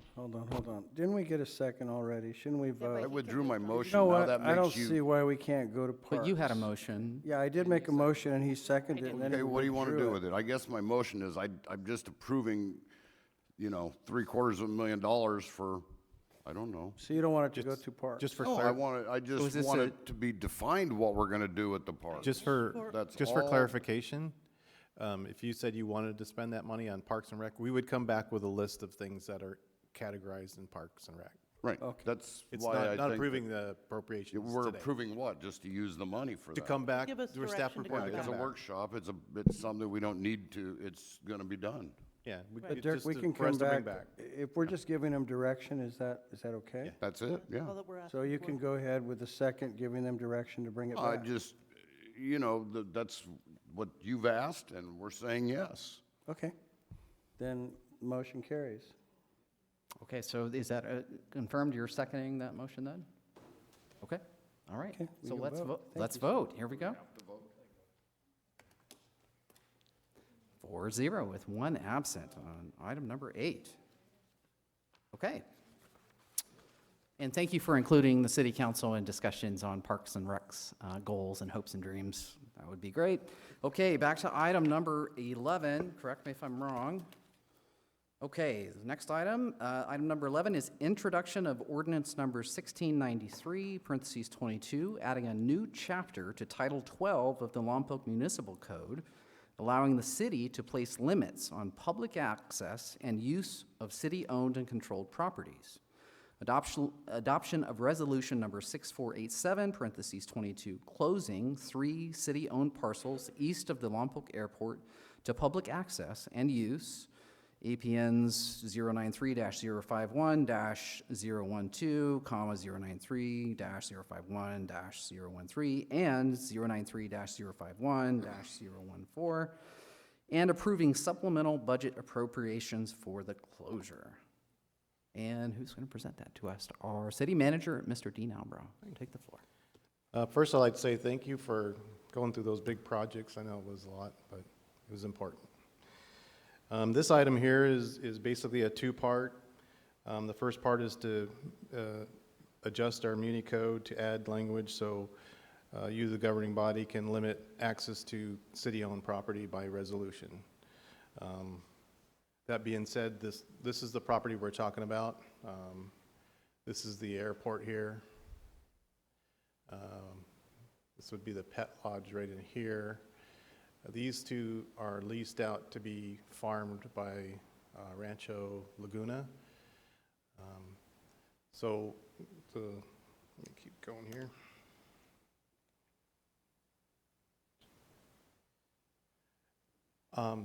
So one thing that we were requesting is not only to restrict access to that and then have no trespassing posted and by resolution, is to put a fence up. And my recommendation for a fence is because right now the airport's going to put probably $8.2 to $5.2 million in the airport on the other side. And I was thinking it would be good for us to do an investment on the east side of H Street to try and get that area under control. There's a lot of questionable activities right there happening, and I think it really needs to be cleaned up. And it would be a good investment for our community, I think, to tackle this project. And really, that's really all this staff report is. I mean, you may have some questions, and I'll be available. Who is first? I'm going to go with Council Member Starbuck. Thank you. I'm behind you on this, but one thing I have a little contention with is suddenly we're going to use the general fund to augment an enterprise fund. Is there any, I'll compare it to, say, our broadband and electric. Is there a way that we could, once this major renovation at the airport's done, that we could recoup over a period of time the money this fence is gonna cost from the enterprise and return it to the general fund? Yeah, there's a lot of ways. We've done loans before between funds. You know, because, you know, here in the physical impacts, you know, we're talking 150, 25,000, 175,000. And then these costs will be funded 100% by the general fund. But could we add something in the resolution where it comes back as I don't know. You could. The reason why we brought it as a general fund expenditure is by them doing the 8.2 and 5.2 million grant, it has a match. Right. And it's going to completely deplete the airport fund. No, absolutely. These guys have been working for years to get this done. It's been on the books forever, the airport master plan, everything about it. I understand, but later on, I mean, could we raise the price of fuel down there a few pennies so that we could recoup and give back to the general fund? Those two lease properties too, you could put that back to that loan if you wanted to. It's an option. We could bring I it back. just hate to take it out of the general fund. You know, that's, the whole city is subsidizing the airport at that point. You bring a good point up, yeah. If we could do something like that, but I'll leave it to council discussion. Councilwoman Cordova. I have a question for city attorney. So staff is recommending that the city council approve the limitations for public access and use of city-owned properties. And it's referencing, I want to understand this clearly, and it's referencing these specific parcels. So if we were to add this ordinance and actually do this, we would be limiting access only to these specific parcels? Yes, so the ordinance is like the framework, and it allows you to restrict certain parcels, and then by resolution, you pick the parcels that you want to restrict. So by doing it that way, we'll be able to come back in the future, if the council wants, and add more parcels by resolution. So the ordinance kind of gives you the base or the framework to do it, and then you choose what parcels you want by the resolution. So tonight, we only have the three. Only the three are before you that are up on the screen there. So this cannot be interpreted by adding this chapter to Title 12 of the Lompoc Municipal Code. The city could not come back then later and say, well, it says city-owned property, so if we want to add City Hall, or we want to add Dick Dewey Center, or we want to add whatever it is, you cannot do that, or we cannot do that, correct? We could do that in the future, yes, but tonight, that's not before you. So I would have a problem with that, because I don't think that we should limit public access to public. I guess I feel our residents have the right to be in certain city-owned properties if they are for the use of public access. So I would hate for us to write a code that allows us later to come back and say, nope, you're not allowed here and you're not allowed here. So would it be better, I don't know, unless the council feels differently about this, would it be better that we say that we are introducing the Chapter 12 Lompoc Municipal Code to, instead of saying city-owned properties, city-owned land parcels, and then you use that as vacant land parcels, and then you use these as option, or number 2, as the resolution stating these 3 specific parcels? I don't think it makes a difference, because the city council at any time can make a rule that says nobody's allowed at the Dick Dewey Center parcel after 10 p.m. You can do that any time, whether you have this ordinance on the books or not. You can do that at any time by just adopting an ordinance that says nobody can be on the Dick Dewey's parcel at. But they would have to adopt that ordinance and specifically identify the Dick Dewey Center. They would, yes. By doing it this way, you're kind of blanketing it, and I don't know if anybody, maybe I don't have a point, I just have a problem. Councilmember Vega. Yeah. Again, by privatizing some of this, so to speak, it's also going to help us control what's going on there, right? And it's also going to be a benefit to our business community, even though it's only 3 parcels. As far as trespassing, the people that are leasing that land, what is their recourse, okay? Should the fences not work, okay? What does that do for us? Yes, we have a rule, but what is their recourse, or what is our recourse? You know, is that when we find out that people are still jumping the fence and still going in there, are we gonna be mandated by a course of action? Or just watch it happen? You hate to do something and then nothing happens, you know? And then we just put a fence up and we spent money. I see the positive aspects of this. I just wanted to see what the other part of it is. You know, the fully vetted plan of what do we plan on doing if they do trespass? Or does the leaseholder have to actually complain, or can it be the business owners complain because now they have a fence to hang something on? It can be the city, the landowner, it can be the leaseholder, or the business owner. Anybody can complain that there's a person on the property that they are not authorizing to be on the property, and trespass can be enforced. If people start jumping the fence, then that's what we'll have to do. So in the for instance of what we have going on in the riverbed, does it give us additional protection? Does it shortchange what we have to do to remove somebody?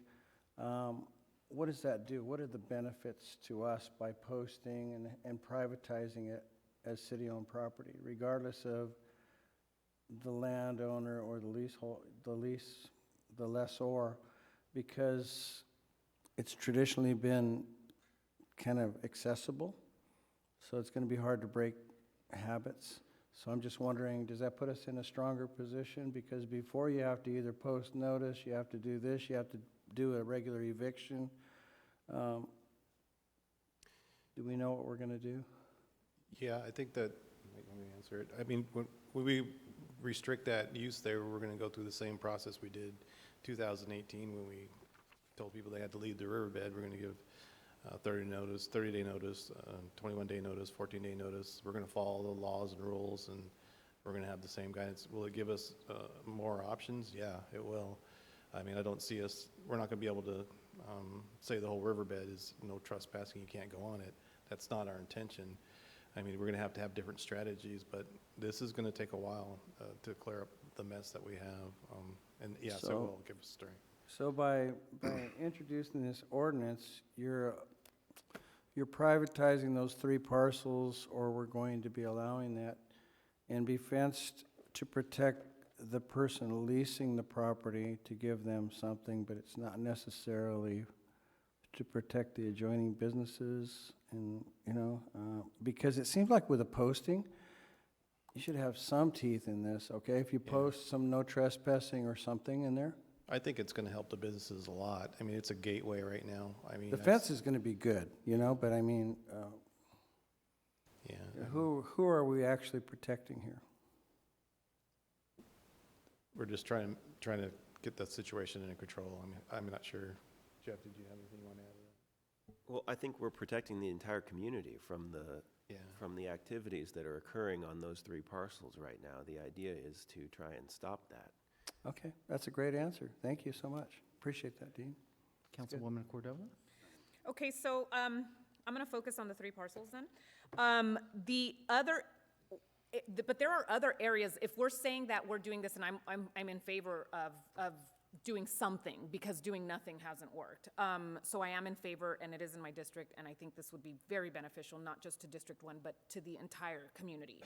By restricting these, we're not privatizing them, we're restricting access for the purpose of safety and, the criminal activity and all that stuff right now. So I want to clarify that. But there's other accesses. If we're restricting this with the main intention that it's going to restrict people from coming in and out of the riverbed, and right now they've paved pathways, and there's a whole, but there are other areas of in and out of the riverbed. So is that going to lead to potentially areas of opportunity later on down the road, You where bet. now we have a different issue, and they're coming through onto the airport. You bet, and we're gonna be coming back. This is gonna be going on for a while, I imagine. We're gonna see something else happen, and we're gonna have to come up with a strategy. I mean, if the riverbed and a lot of our parks we close dusk to dawn, that might be an option that we try to utilize that.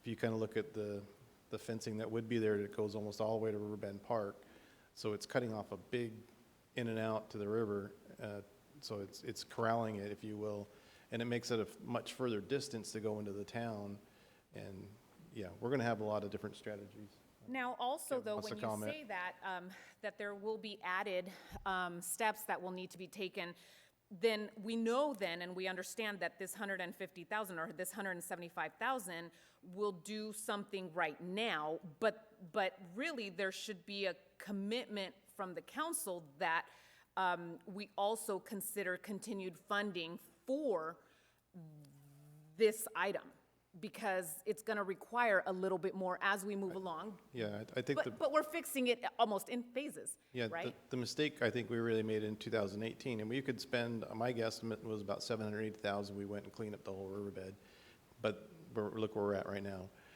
To me, our strategy's gotta be, all right, let's put some controls in play, and now let's get maintenance on this, and we're gonna have to figure out how we're gonna maintain it. I mean, it's something we're gonna have to keep learning from our experience. I know Kevin's had a lot more experience, if you wanted to comment. Sorry. No, you're fine.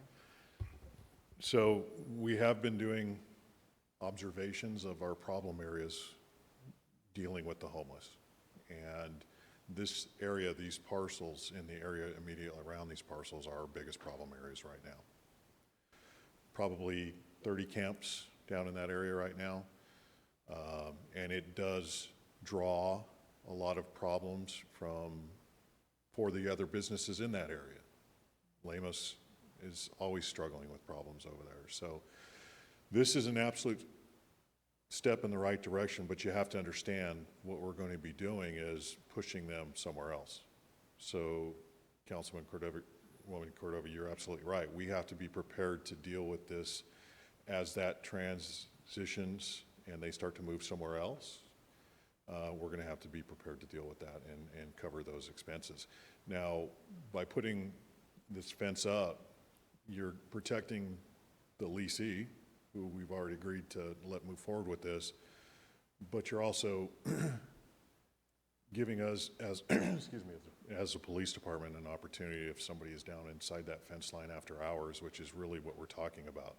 You're not going to see those people in the daytime because they're working those fields or whatever it is the business that is going to be in there. But after hours is when you're going to have a potential problem down there. And because it is fenced off, and if law enforcement is out and about and they see somebody in that area, they're going to be able to address it. Where right now it's just open and being trafficked. So. Okay. So, and then I'm curious too, do we know the type of fencing? Because they will cut and create these big gaping holes, and they don't care about our fencing. Yeah, the estimate we got was for a thicker fence with a little bit more reinforcement, and even maybe possibly if we have to put the wire up, and see if if it's gonna be infiltrated, if you will. Yeah, we tried to get a more expensive fence, more durable, something that'd be harder to cut through type of fence.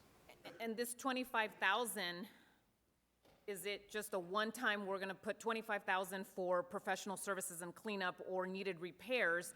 And what if we blow right through that in the first 6 months because they keep cutting because they don't want to accept the restriction? And it's gonna take a while for them to get the message. We're going to issue trespass on you, and you will cut our fence, and we will go back and fix it, and you still won't be allowed on the property.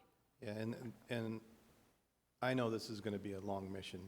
I mean, we're gonna have to, the county's been doing a lot to try and address and getting them into services. CityNet is working with us. There's a lot of other avenues that we're gonna have to learn how to utilize because we can't just keep ignoring the problem. I mean, we can't just give them a bath and a food and then they're just gonna, we've got to figure out a way to get them into housing. Mm-hmm. Understood. Councilmember Vega.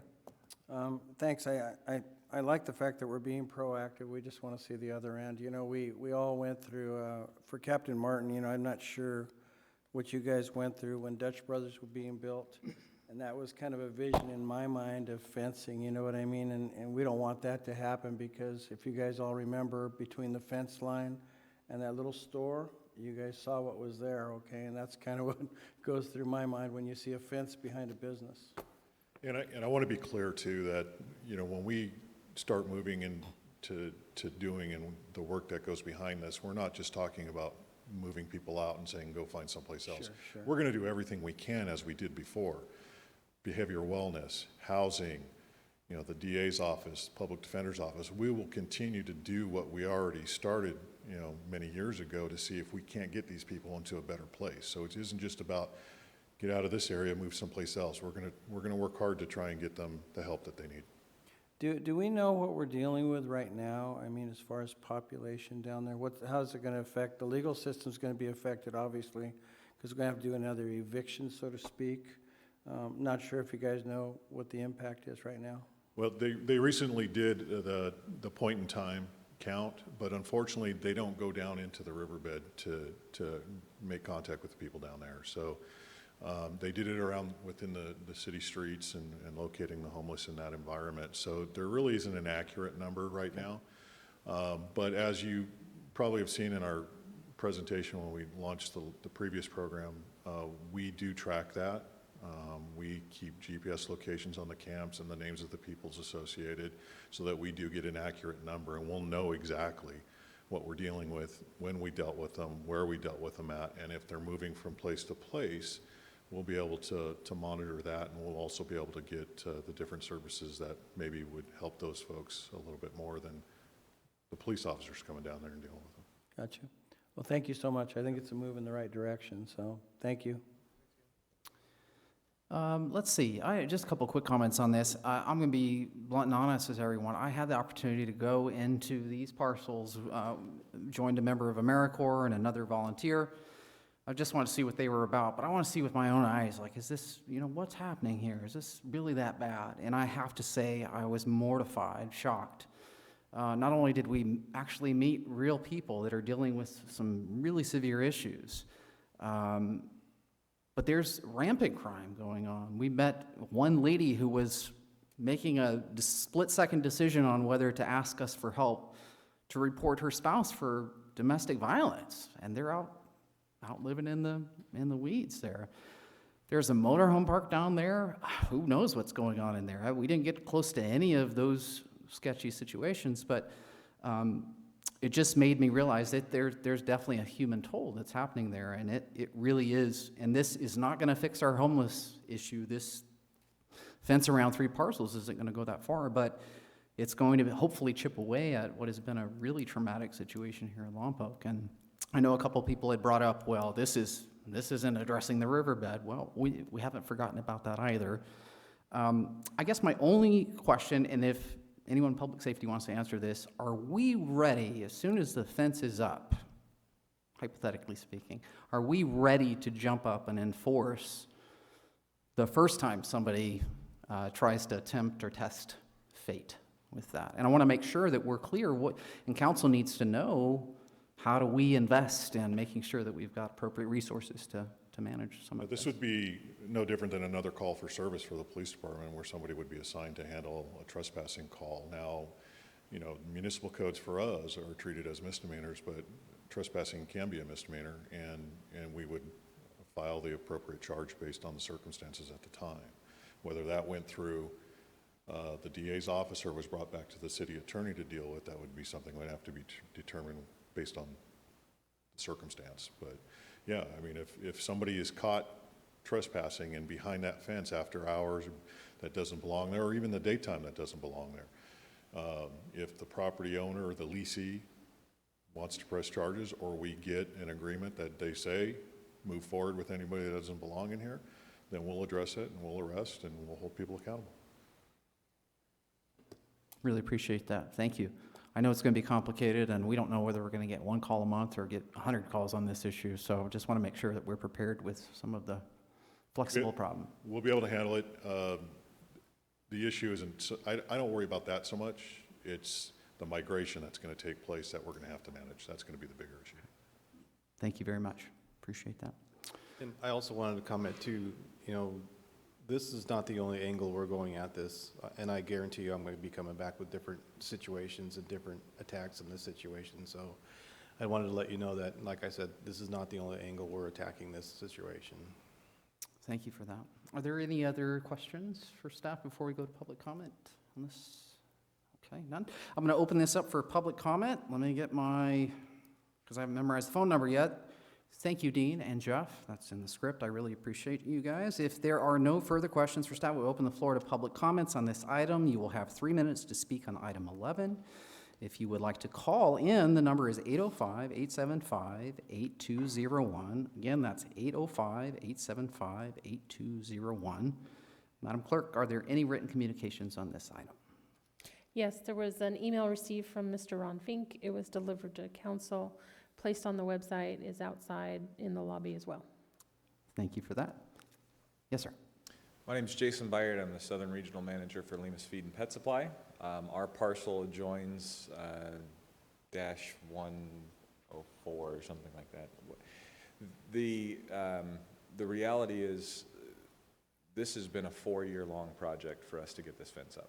We have dealt with now, we're waiting on the 3rd set of owners for the Mervyn's building, potentially, and we keep hearing about this potentially, but you know, this has been an issue that has started from the last cleanup to where it wasn't, you know, we didn't have the funding and stuff in place to continue that project, and it's gotten progressively worse, and it's gotten a little better, and it's gotten progressively worse, and it's got a little better, and now it's exponentially worse, where our staff is picking up needles on a weekly basis on our property.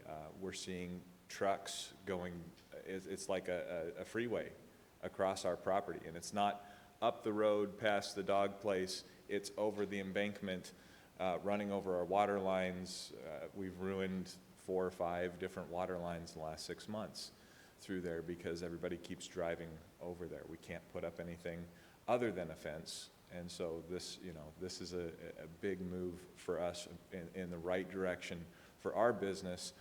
Our staff has told me, just as recently as today, they don't feel safe leaving our store at night when they have to walk from our store to their car. They don't want to park it close enough to the building because they said they don't feel safe going around the side of our building to get to their car because they don't know who's going to be sleeping over there, who's going to be doing those things.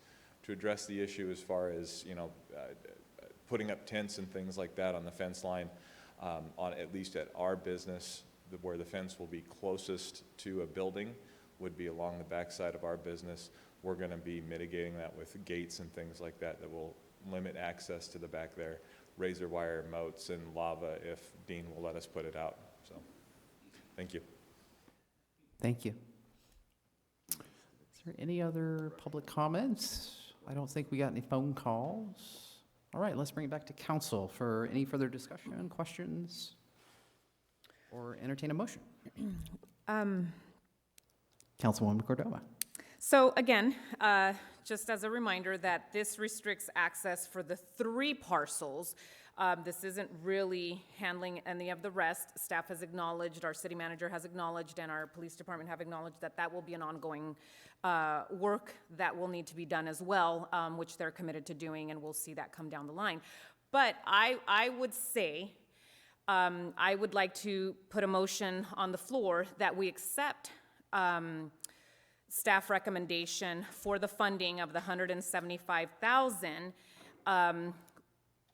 but that council also goes farther and allocates an additional $150,000 to the next budget cycle towards cleanup and needed repairs, so that we're not going to fund a gate right now or a fence right now, and then we have to come back and realize that every time they cut it, now we've spent this much money, we didn't allocate for it, so now we're out of money, and now we have a fence up that has a bunch of holes in it, and people are just bypassing the authority and bypassing the purpose of the fence. So I don't know, and I would also ask that the city attorney, that the staff, or that the council consider rephrasing the Lompoc Municipal Code verbiage to the issue that I brought up front early on. I know that's big, so I don't know if you need clarification. No, thank you. Councilmember Vega? I'm not sure how we address the budget part that you brought up. I mean, it makes sense to say we're going to allocate a little bit more money. I'm not sure how Dean or would have any input on that, because that was a point to be made. I know we're doing a future budget discussion, but I'm not sure if the point just needs to be made or if you would actually put that into the motion, if that was proper or not, Jeff? I think adding any additional budget appropriation might require another agenda item, because we only have the 175,000 agendized tonight for the fence and the removal work. So. But can we reword it to where it's 175,000 or something plus additional something to make it go forward right now? I mean, maybe we could add some money right now instead of the 175, so that we know we're allocating a little bit more money instead of being right on. But I mean, I'm not sure where that would come from, but I'm just trying to see if there's a way of putting some elastic on that number.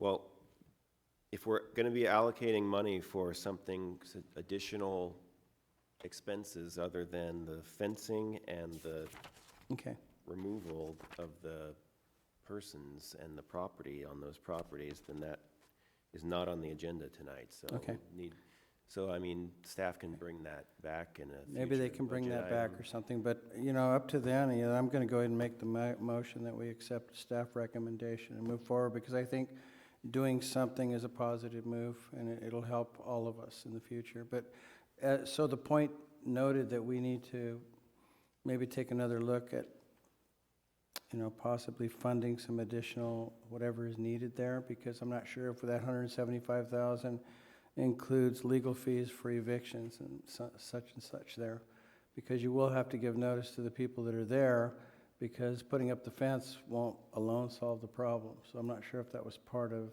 what we're doing here, or if that's something in your plan. Well, Dean can correct me, but I think that included in the 175 is 25,000 for cleanup activity and needed repairs on the site. So I believe that would include the costs of removing the encampments that are there currently. Is that right, Dean? And you could make a council request that we come back in 3 or 4 months. I guarantee I'm going to be coming back with more staff reports on this subject matter. I think I would like to do that along with the motion. Why don't we do that, okay? I think it would be prudent for us to do that, and then you come back and let's see if any other money is needed, and maybe that would solve some of the issues here. That way we get to have another discussion. So, again, would I include that in the amended motion, or would Gilda have to do that, since she made the primary motion? Oh. Well, if Gilda's the one that made the primary motion, she's the one that would have to do it. Okay, I just want to make sure I'm... Okay, so understanding that we can't add an additional 150,000 because that's not on the staff report, then I amend my motion to accept council or to accept staff recommendation for the 175,000. And is there still support to reword the Lompoc Municipal Code verbiage? I'm not exactly clear on how you want it to be reworded, but I heard you say potentially change it to say only vacant city parcels. Mm-hmm.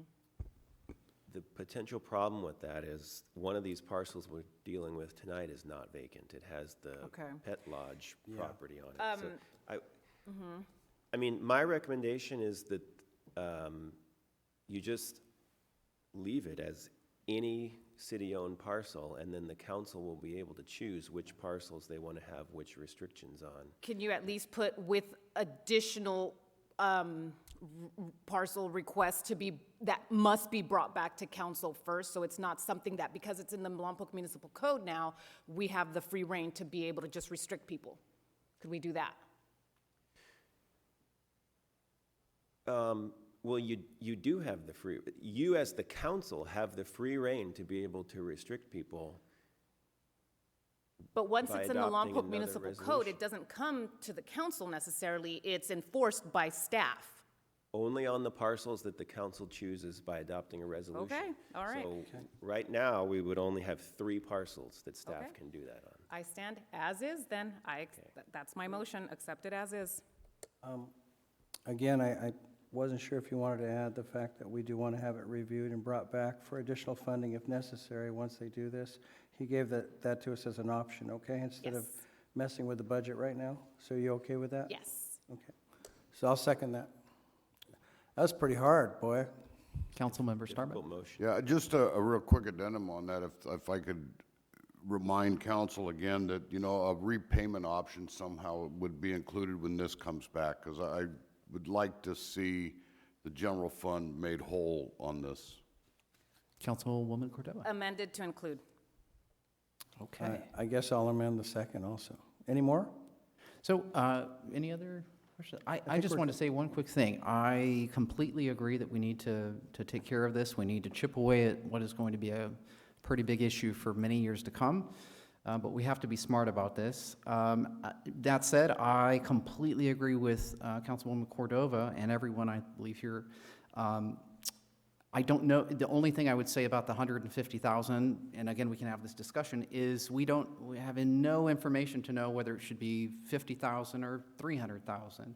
And when we do have that come back and have that discussion, I would love for us to really have a serious discussion. Is it the $200,000 to keep fixing the fence all the time? Or is it better for us to have 2 more officers in our police department that can provide more oversight in the north part of the community? I just want us to get into the deep discussion of how we, every $100,000, and the city manager has reminded me quite often, sometimes it is a choice between a person helping us with an issue and just paying for a thing. So finding the balance there would be important to me, but as is, I'm happy to support this motion. So I think we should, unless there's any other questions, we should vote. Okay, let's vote. Yes, ma'am. I just want to clarify. So Councilmember Cordova has motioned to accept staff recommendations with the addition of returning at a later date after the fence is completed, or just at a later date? After the fence is completed, Thank you. and then that way we get a better idea of cost. Thank you. But also with the addition of what Councilmember Starbucks said, yeah, okay. Okay, I think we were all clear on this. Is everyone ready to vote? Let's do it. Let's vote. Okay, and that passes 4-0 with 1 absence. Okay. Let's see. Okay, so do I go to written communications first, or we go to item 6? Written communications first, and then item 6. Okay, are there any written communications? We have none. Okay, thank you. Okay, so we're going to go to item number 6. I'll go backwards. That's the last item on the consent calendar. Let me read that into the record so we know what we're talking about. Item number 6 is adoption of resolution number 6485, parentheses 22, authorizing participation in a memorandum of understanding with the County of Santa Barbara and the cities of Buellton, Carpinteria, Goleta, Santa Barbara, and Solvang to share the cost of the development and implementation of the Santa Barbara County Regional SB 1383 Food Recovery Plan. And we have Mr. Keith Quinlan here to talk to us about that. Yes, hi, good evening. Keith Quinlan, Solid Waste Division. Before you is a joint effort between the county, 5 other cities, and the city of Lompoc to work together on a food recovery plan, which is one aspect of SB 1383, the organics law that has gone into place as of January this year. It's an extensive law, and it's going to take a lot of resources and a lot of agencies and divisions besides just solid waste for implementation and organization. And this is one step that will assist the city in meeting the rules of the law and for record keeping and working with the county. and I'm available for any questions. Okay, Councilwoman Cordova. Okay, so the reason why I needed this one to come up for discussion is because on March 1st, we had a full discussion about this particular waste disposal reduction plan, correct? Yes, that's correct. We brought forth the ordinance, I believe. Right, and so at that time, the council was asked to vote and bring forth or accept the staff recommendation, which was that we need to develop a plan and an implementation for the requirement that is SB 1383. So the council voted on that. That particular staff report stated that there was no fiscal impact to date. However, there would be significant cost impacts to the city associated with the implementation and enforcement of this mandatory, but we just didn't have an idea of what that was going to be. So staff was going to go out, develop this plan, bring it back to council, from what I recall and what I understood, bring it back to council, but it was understood that either way, no matter how you slice it or dice it, we have to implement something. So I'm confused then why this would go into consent calendar, as now we're taking the direction to basically join the county on an MOU and give them $11,000 for them to develop a plan to assist in a regional plan for food recovery. So I'm confused why we're now saying we want to join the county when council on March 15th accepted ordinance for us to move forward and develop this plan, and education and all of that was talked about. So on March 1st, as you stated, was the ordinance that we brought before council. It's a requirement of the law as well, of Cal Recycle in the state. There are many aspects, as I mentioned, of the law, and there will be many costs moving forward associated with the law. We don't know all those costs at this time, but as they come about, such as working with the county on this regard, we'd bring those forward. We were also working with the county on another aspect of the law, the education plan, and reaching out to the school districts, which is a requirement of the law.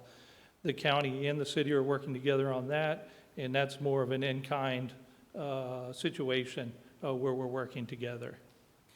But again, I'm confused as to how on March 1st, the council accepted staff recommendation to put together a plan, and that it would then later be brought back to council, and that now we would put this in consent calendar as, let's give the county then instead the $11,000 to develop a plan, because we have our own waste management. We have our own, am I confused?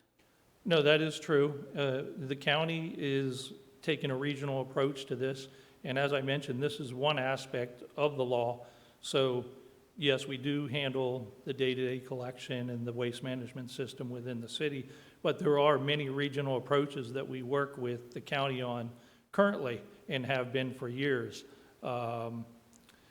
So I think that this is it's a win-win situation for the city. If we required our staff to do this, we may need additional staffing in order to accomplish what we have at hand.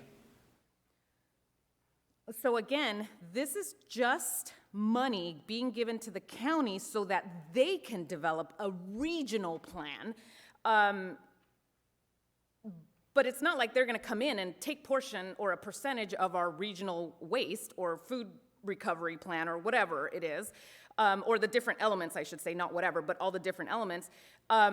So I guess that's why I'm a little confused as to why we would give the county the $11,000 when we could use the $11,000 ourselves to develop our own plan, and since we're going to be taking in our own, since we take in our own trash and we have to develop our own food recovery plan and such. I don't know. I'm just confused on this. So those are very important questions, I think. I don't personally have a problem with the $11,000 plus some to the county. What I do have a problem with is if we cannot answer this specific question. Is the use of that $11,000 of Lompoc taxpayer money, is that going to save us money? And if so, is there some, I know you can't articulate everything because there's a lot of stuff going on, is it going to be a good move for us fiscally? And if so, maybe elaborate on how that's actually going to help us to be a partner. Because I did notice in here that all these cities are listed, but Santa Maria wasn't in that list too. And I'm just, maybe you can. Yeah, Santa Maria has recently brought on an additional individual for program implementation of 1383. So I haven't spoken with Santa Maria as to why they didn't want to be a part of this. But I think that the regional approach to the food recovery, so in a couple years, we're going to have to recover edible food and get it to those that are in need. 20% of edible food that is going to waste now has to be recovered within a few years. And this partnership with the county is important. And as I mentioned, we have other partnerships that we work with them, such as on sharps disposal. And so there are other synergies or partnerships that we work well with the county on. Thank you for that. Again, I don't have any problem with this. I know that to your point about food distribution, the county already has logistics related to some of those items, and I know that's going to be a lot of pressure on us. Now, I hear what you're saying, but are we, if we join this partnership or we're part of this, whatever it is, are we eliminating some of the liabilities that might have come if we were to remain independent? Meaning, is it less of an impact on the dump, for example, that is in flux and a lot of issues happening there? Is there any impact in those areas due to this partnership that we could be a part of? Well, in a sense, yes. If we're recovering 20% of food waste that's going into landfills, that'll save airspace within our landfill and extend the life of the landfill by that percentage of waste that is being removed. One thing that I'll also note is that with the ordinance that the council approved in a previous meeting, that's allowing us for grant funds, which we've applied for. So we're going to get an estimated $56,000 grant funds from CalRecycle that then can be utilized, whether it be for this or for other program development. Thank you for that. I appreciate that. Councilwoman Cordova. So that's great news, because I think that that's important. But, okay, so is there an expiration date to sign this regional development plan in order to be a part of it? They're trying to get things together. Some jurisdictions are able to have, whether it be the city manager or a director, sign the MOU. Others have to take it before their governing board. And then once they receive the signatures, then they'll be taking it to their board of supervisors. I think the time frame on that is they're looking over it the next couple months to bring that before the board.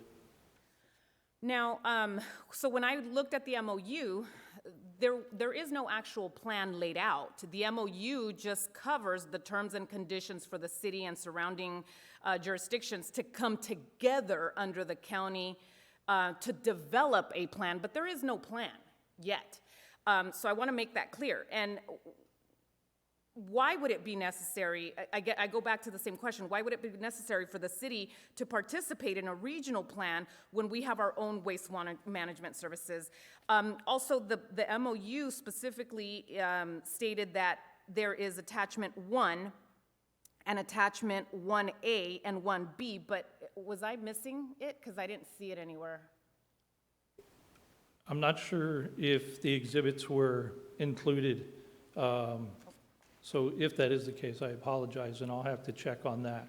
And then section 3.1, when it comes to cost sharing estimates, it also says that the MOU can be extended. So this is for a term of 1 year, or it expires. If we sign this and we give them the $11,000, this is going to expire after the first initial term, but then it says that it can be extended and then it will be billed at the end of that extended term. So it's not just 11,000. This could, however long it takes them to develop a plan and for everybody to agree and get on the same page, this could potentially cost us more than $11,000 because once we're in, then they can extend it and we have to pay and we're billed after the fact. And then it says the above costs and estimates of the cooperating partners are responsible for actual costs, including any and all costs above said estimate up to 10% of actual costs as tracked and billed by the county. I don't know. I have so many questions, and I think just on the fact that we didn't get these Councilmember Cordova. attachments, we have an issue. I think you're right. The attachments were not in my packet either. And so because of that, we should not approve this tonight, and it should be continued to the next meeting so that we can get the attachments in front of the council. And in addition, the point that you made about the 10% of actual costs language is actually something that I credit CJ Berry for catching, because he found that as well and contacted the county about it. And what they meant to say, but didn't say, was that they meant to say up to 10% above the estimates in this chart, not 10% of actual costs.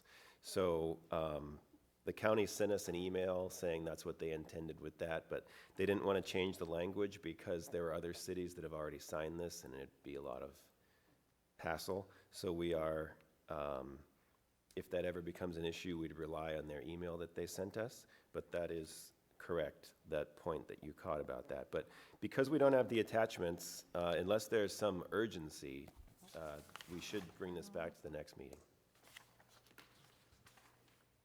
Okay, does that mean we go home now then, right? That's it? No, I'm just kidding. Thank you. Thank you for that presentation. Obviously, this is going to come back, so we can talk about this again, and I'm sure that we'll get maybe just a little bit more information on how this might work and the long-term picture with that relationship with the county. And I know there's lots of unknowns, but maybe we'll have a few more knowns by the time you guys come back, so thank you. Yes, the exhibits will help, so that plays out the plan. Thank you very much. Thank you. Appreciate that.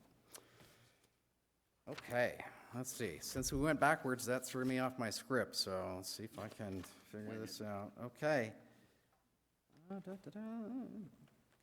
Bring it back for comments. So do we have oral communications? Does that make sense at this time? This is our time for oral communications. So if anyone would like to stop being silent and say something profound, please take this opportunity. And as I've said many times before, here is your last opportunity to speak tonight.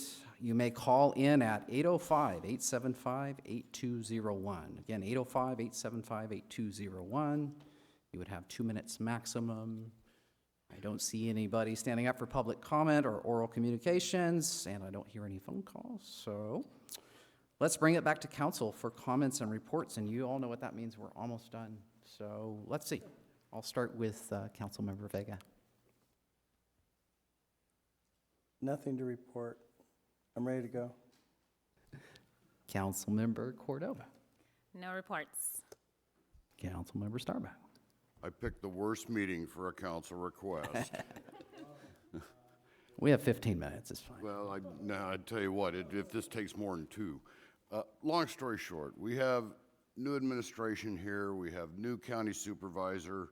I request that the council allow Mr. Albro to be in contact with Supervisor Hartman about the McLaughlin crossing, reinstitute, restart it, see if we can get some movement on it. We tried a few years ago, it wasn't. It's on the county's general plan.